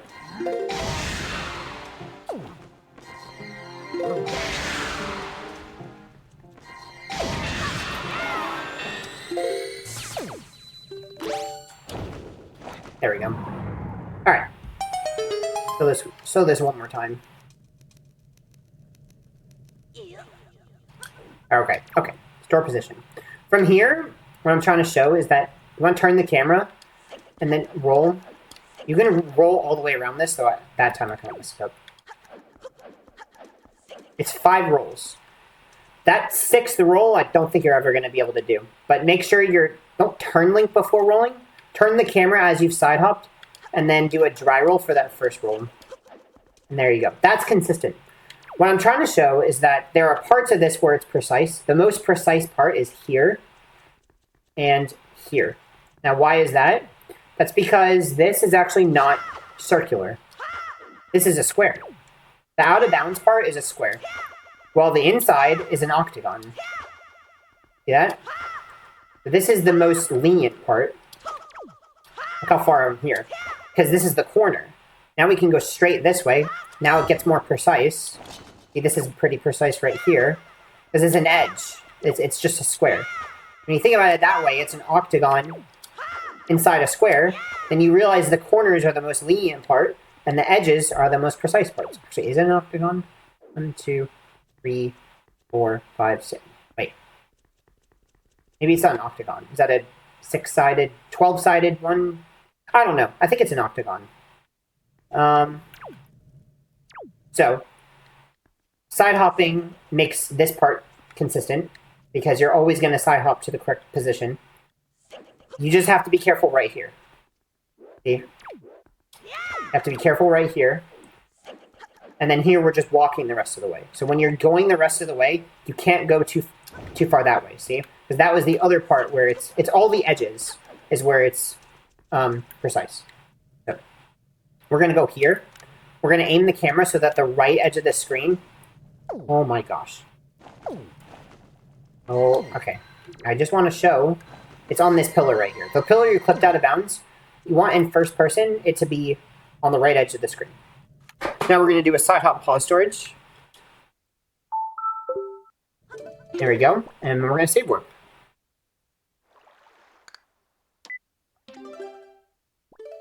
Alright, save and quit. This is where you have to have hero mode off.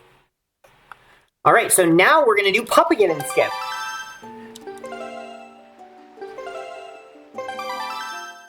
So we're going to go ahead and go all the way back. Oh, I forgot to open this. Let me just go ahead and kill Phantom Geddon. I'm also going to show you why this is slow. So see how this spawn is behind Link? So now I have to move backwards. Look how far away this is. It's all the way over here. It's maybe about 2 seconds or so slower to get that kind of spawn. That's why you want to go to the edge of the room to force an air spawn. Alright, so I'm not going to go and get some magic. Make sure you have enough. Just item slide up with positive speed, pull bomb, and then just open the door. Alright, so now we're going to start damaging down. I'm going to go ahead and damage myself 3 times with this bomb.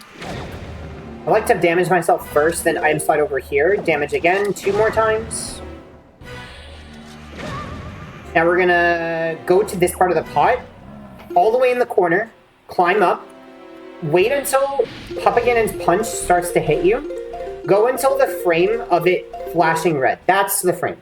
We're going to hold right so that we basically ledge clip into the punch. And that didn't work. That's okay. We'll do it again.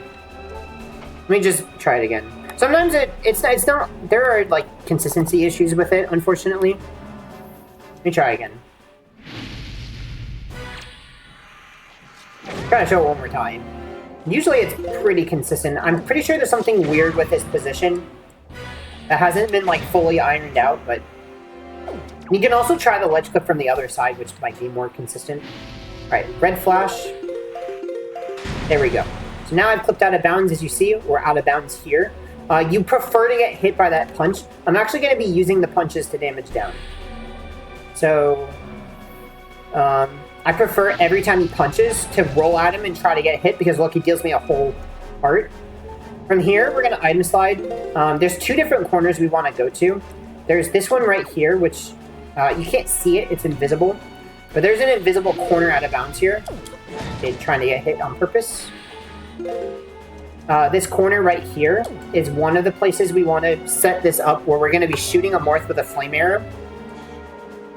So when you're in this corner, what I like to do is put sword away. Pull sword by putting it away. Go away. Stop it. Stop it. Okay. Alright. Thanks. So pull sword, and then slash 2 times buffered. Like that. While holding forwards. The 2 forward stabs. Pull fire arrow. Now line up. I don't know if you see, but it's I'm looking at the bow, and I'm looking at the white part of the bow on the top left edge of the screen. I don't know if you see, but there's like a diamond shape at the edge of the bow. And there's a corner where it touches where the blue part meets the dark part. If that makes sense. It's the edge of the room. I don't know if I have, let me see if I can show it. I'll just use the speed to point it out. It's this part right here. So if you see this corner right here, it's touching that edge. So like this is too far left. This is too far right. It's just that very corner touching that line. This is the correct visual cue. I'm just gonna get rid of speed. So shoot it. Actually, it was not the correct visual cue. So I guess that's oh yeah, actually they're not lined up perfectly. I can see. I had to aim a little bit more to the right. Now they're lined up. I see it. Okay, there you go. You hear the morph get hit. You gotta wait like a half second or so, and then you're good. Now the morph has been killed. You can go to the other side. And then this is the pillar you want to go to. And also make sure you're all the way in the corner. You can tell, like your item sighting to the corner, you can tell you're not fully in the corner. You gotta make sure you're exactly perfectly in that corner. Otherwise this won't work. Pull sword again. Now we're gonna do 2 forward and 1 horizontal. So forward, horizontal, all buffered. Like that. Aim up. Now we use a different visual cue. You want to look at the bottom left edge of the screen, right here. I'm kind of in the way, so let me move me. You see how this, right here, there's this like line, and you want it in the corner between Link's arm and then the left edge of the screen. So like this is too far left, this is too far right. They want that line perfectly in the corner, that diagonal line. Shoot it. Wait, I'm not in the right position. Oh my goodness, I told you the wrong position. I'm sorry, it's here. Try that again. Alright, try again. Shoot it. There we go. Okay, sorry I told you wrong corner. You hear it, you're good. We're gonna try the warp pot. It is a 38% chance that this works. Maybe I get it. I did not. If it fails, you want to save and quit. Go all the way back and try the entire thing again.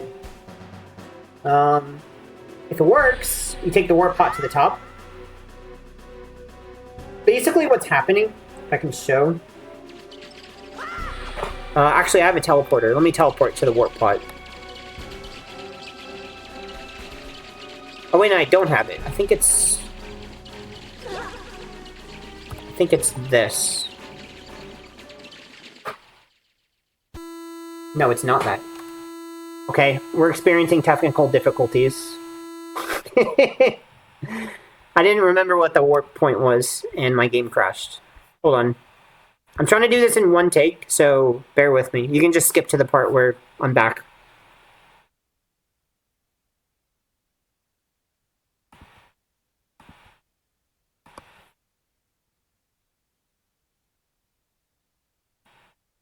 We're almost done. We're almost done.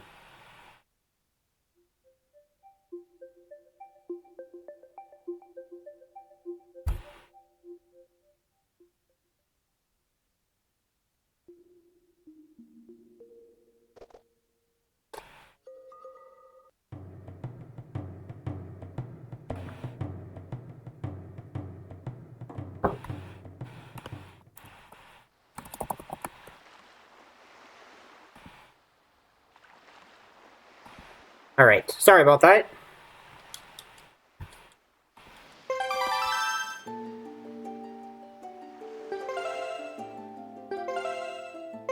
Alright, let's get to Morth Hover.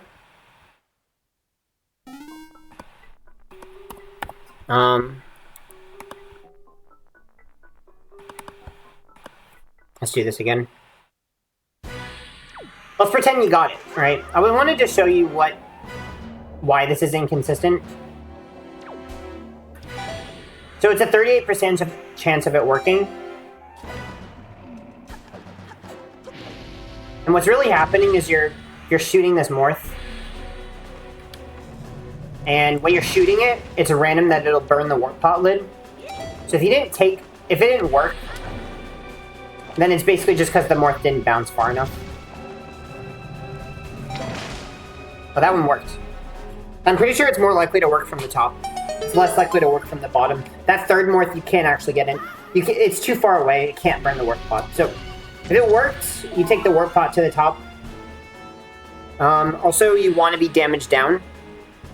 So I can show you kind of what you can do if and not damage down. You can shoot a Morth, roll into it immediately by just pressing target and A.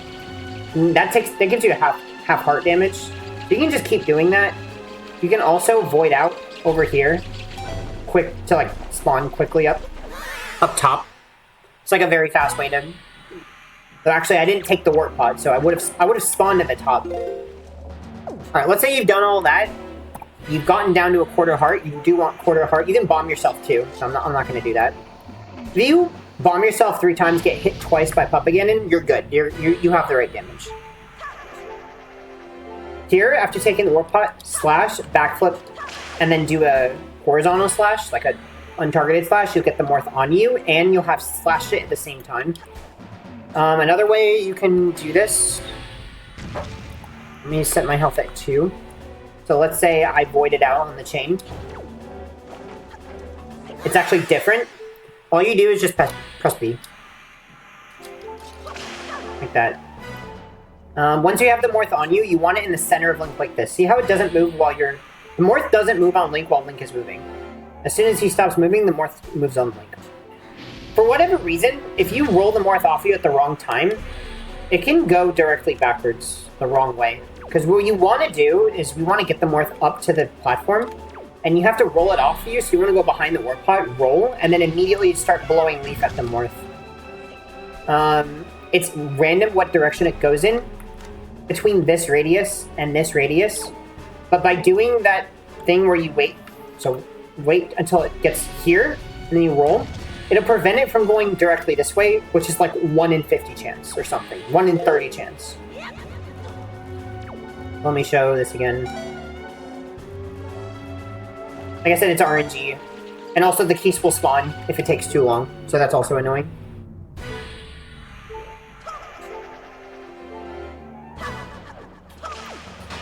Alright, so we're going to wait, and it's done, and then we roll, turn around, leaf. That's a decent one, so we're just going to keep leafing. Be very careful, like right over here. You either go around or you just jump. This is very annoying to get that part. Alright, so it's almost at the top. We're going to leaf it to the top. Oh boy. Good try. If that happens, just go right beside it. Keep leafing it. When it's at the top, like this, we're going to just keep scooting forwards until it gets to like right here. Doesn't even have to be at the corner, but you want it to be on the left side. That's one way. You can get like that. This time looked very good. You can see it's not exactly at the edge, but it's a little bit from the edge. It should be fine. Let's say it fell down. I want to show another example of doing it. Getting this Morth in the right position is a bit finicky. Also, I'm going to go ahead and just kill the keys. They spawn at the same time every time. So anyway, let's say we get the Morth right here, and he's right here. It can be kind of annoying to get him in the right spot. What I could have done differently was I could have moved this way and then tapped. Also, the leaf can go a little bit behind you, and you can do it while you're in the air, like this. So you can do, like... You can press the leaf like that. That's another way you can get the Morth up. But anyway, get him here. Yep, that's a good position. We're going to come over here. You have to sidewalk when he's on the platform. Otherwise, he'll move. So you have to sidewalk. That's the fastest way to move. Because it's speed-based, basically. is the morph moving. Now we're going to get to here. We're going to slash the morph, and we're going to then slash a bomb untargeted. So we're going to put it down, slash it untargeted. And then we're going to zombie hover. Alright, so that was a bit much. Right? How do you perform a zombie hover? Let me try to show it one more time. Set health. Put down a bomb, slash it. Now you can either do bow and then slash, or you can do that was bow again. You can put down a bomb and then just press sword and pull it out. Either way, what you're trying to do is that first input is going to be a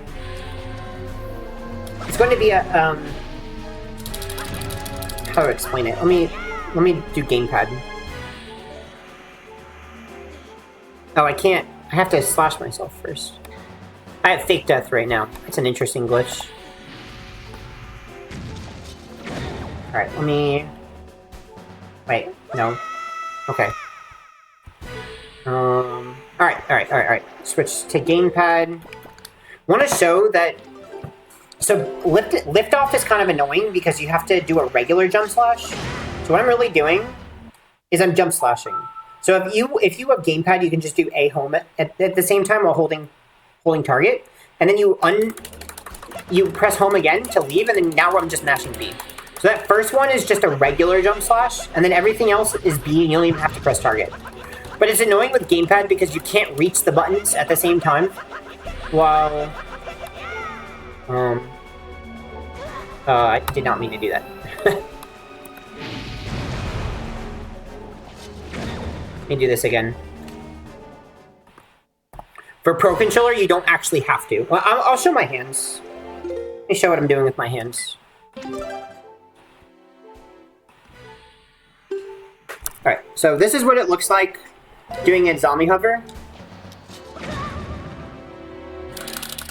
So I don't know if you saw, but my first thumb press, let me get my health back.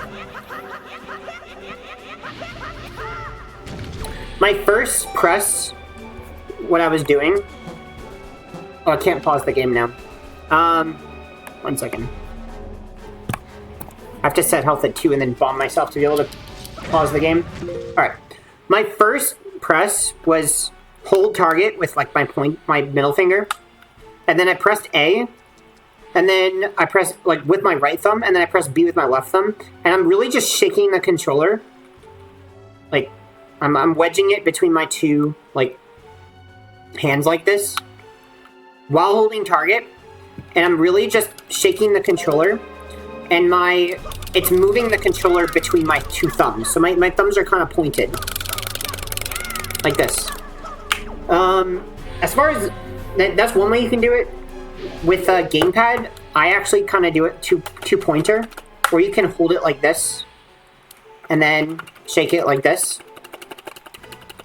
Like, this is kind of what it looks like slowly. However, one thing I have to tell you about zombie hovering that's really annoying is that if you press the button too quickly, you won't hover. Because if you press too quickly, then the presses will count as holding the button. The fastest you can press is 15 times per second, but even if you're pressing it 15 times per second, you're not going to get 15 times per second out because you have to have them all be frame perfect. Otherwise, you don't actually get the 15. So for this, you really only need like 11. So what you could do is do a metronome of, what is 11 times 60? That's 660. So let me do a metronome of 660. See, I can show... Bumps here? That's an ad for YouTube. This will give you an idea of how fast you have to mash. If you can hear it.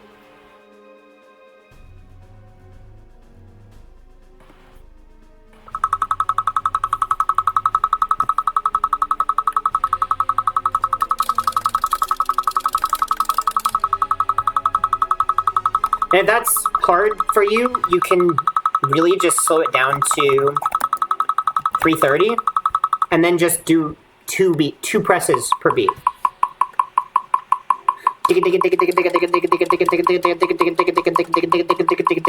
That's how fast you have to mash. Like... So that's basically how fast you have to mash. That'll work. You don't have to mash faster than that, is what I'm trying to say. Like, you do not need to mash faster. Okay, so let's say you've already tried all that, and you're still struggling, and you're frustrated, and you can't seem to figure it out. There's another way that you can do this. I will show you. After you get the Morph on the platform, and he's in the corner, you can go over here, target this platform right here, pull out an elemental arrow, make sure you have grapple on X. You can side hop and keep alternating between grapple and bow, like this. And you can dupe fire arrows, or any elemental, and you can use that to lag the game. That's another way you can do it. I'm going to show that. Let me go ahead and show that. Make sure that you have bow out first. Don't actually hold the arrow down. Make sure it's just out. Side hop, and the first button you should be pressing is grapple. And then keep mashing until he pulls out the grapple. Like that. And the more you do this, the more the game will lag. And then when you're ready, all you have to do is get the Morph into position.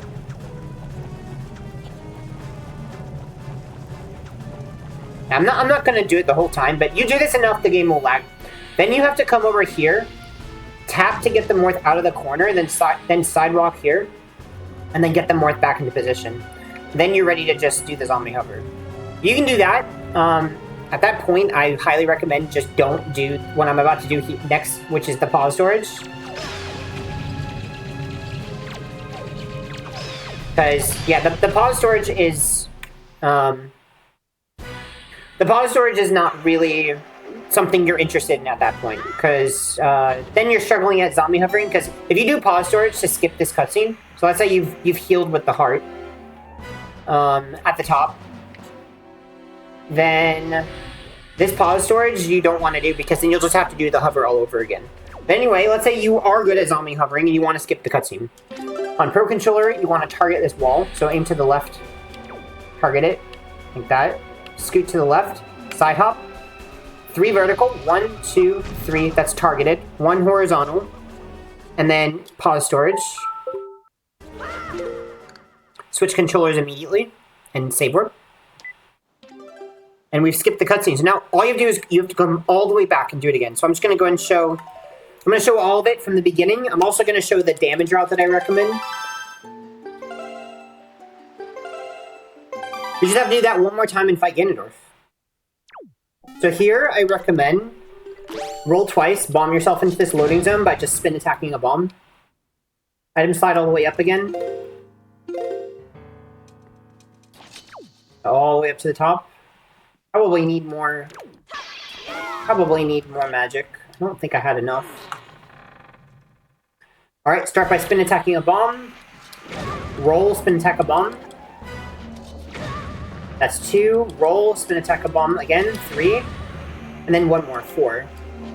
You really just want to be in the middle of the blue part of the water, like here. Let him punch you. Roll twice. Here. Now we're at 3/4. Now we can slash backflip, or vertical slash backflip slash. Now what we can do is start an item slide, release the bow in the middle of the item slide, so you can item slide into the flame morph like that. Roll the morph off of you. Because you can't roll into the morph while another morph is on you, because you'll just roll that morph off. It's really annoying. Making sure I have regular arrows. Probably 1 more.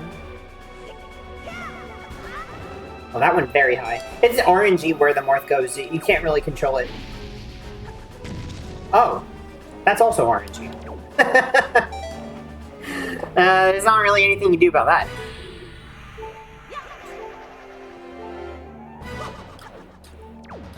It's rare to get pushed off, but it happens.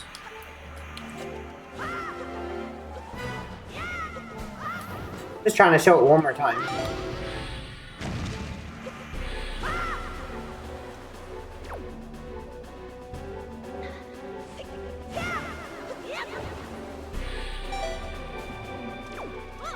Oh boy.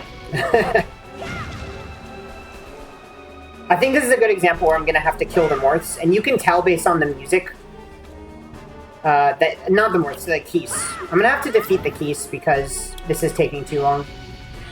Anyway, now I'm gonna move this way, move the morph here. Here we go.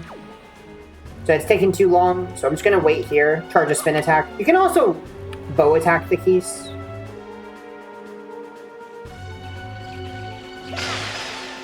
Just gotta be careful not to die. Slash it, drop a bomb, zombie hover.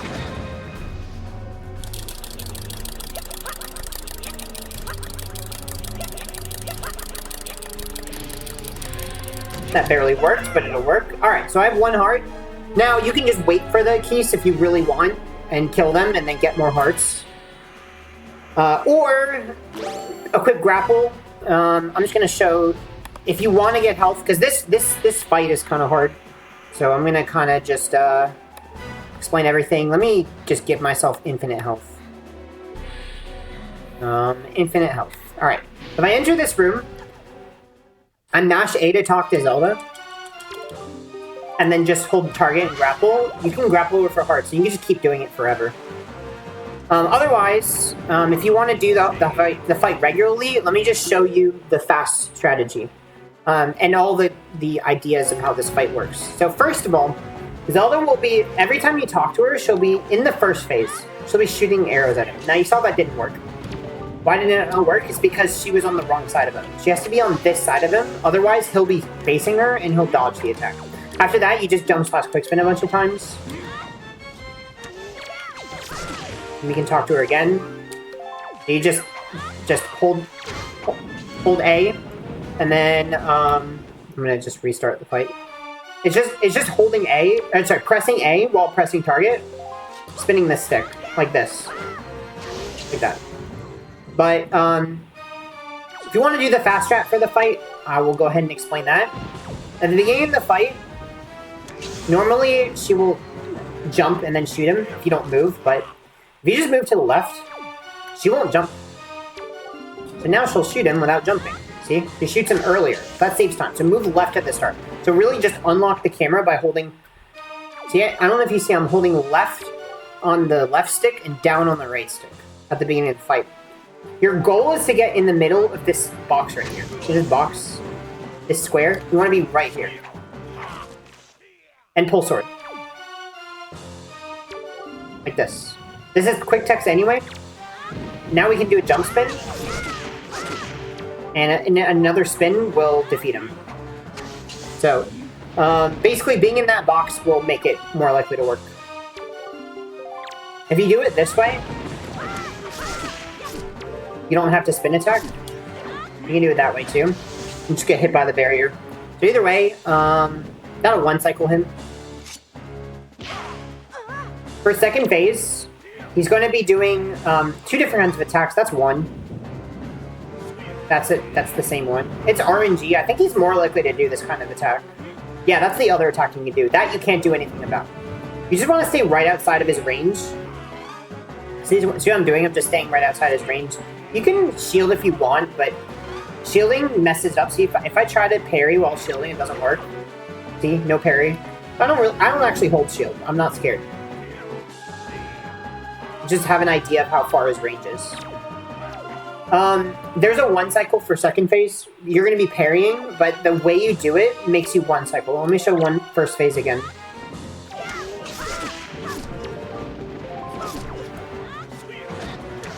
Alright. So for second phase, you want to head towards this waterfall that I'm going to show, just to the right of this waterfall. You want to just stay right outside his range. Yep, right here. So then he's going to do a parry. You're going to hold back left when he hits the ground. And then you're going to press A. If you do it correctly, you jump back, quick spin, and then you can do a slash or a spin, depending on what you did on first phase, which I won't really be explaining in this video, but if you slashed, I guess I'll explain. If you did less damage first phase, you need to do more damage second phase. So, but basically, if you always do jump spin, if you always do a jump spin and then a spin attack like this, then the first phase, it doesn't matter. The one cycle will always work. Let me show it again.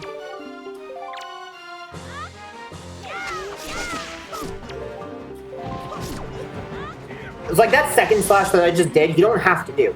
But doing that slash means I don't have to do a spin attack second phase. Is what I'm trying to say. After the jump spin. So head this way, back up, back left, and then parry. There you go. So basically, you're holding back left after he hits the ground. So he'll hit the ground, then you switch to holding back left, and then you'll parry just a little bit after. And then he'll parry, as long as he parries around to the left of Ganon, you're good. You don't want him to parry around to the right, and then jump spin spin, or jump spin slash, depending on what you did first phase. So, talk to Zelda. Here, we're just going to target him. Now, something weird here that's annoying. I'm going to try to show you this. First of all, if he hits Zelda, it's kind of rip. Can you stop hitting her? If you're like this, you can release target. And it'll actually play a little faster. It'll skip a little cutscene. Like this little cutscene. It'll skip that cutscene if you're not holding target.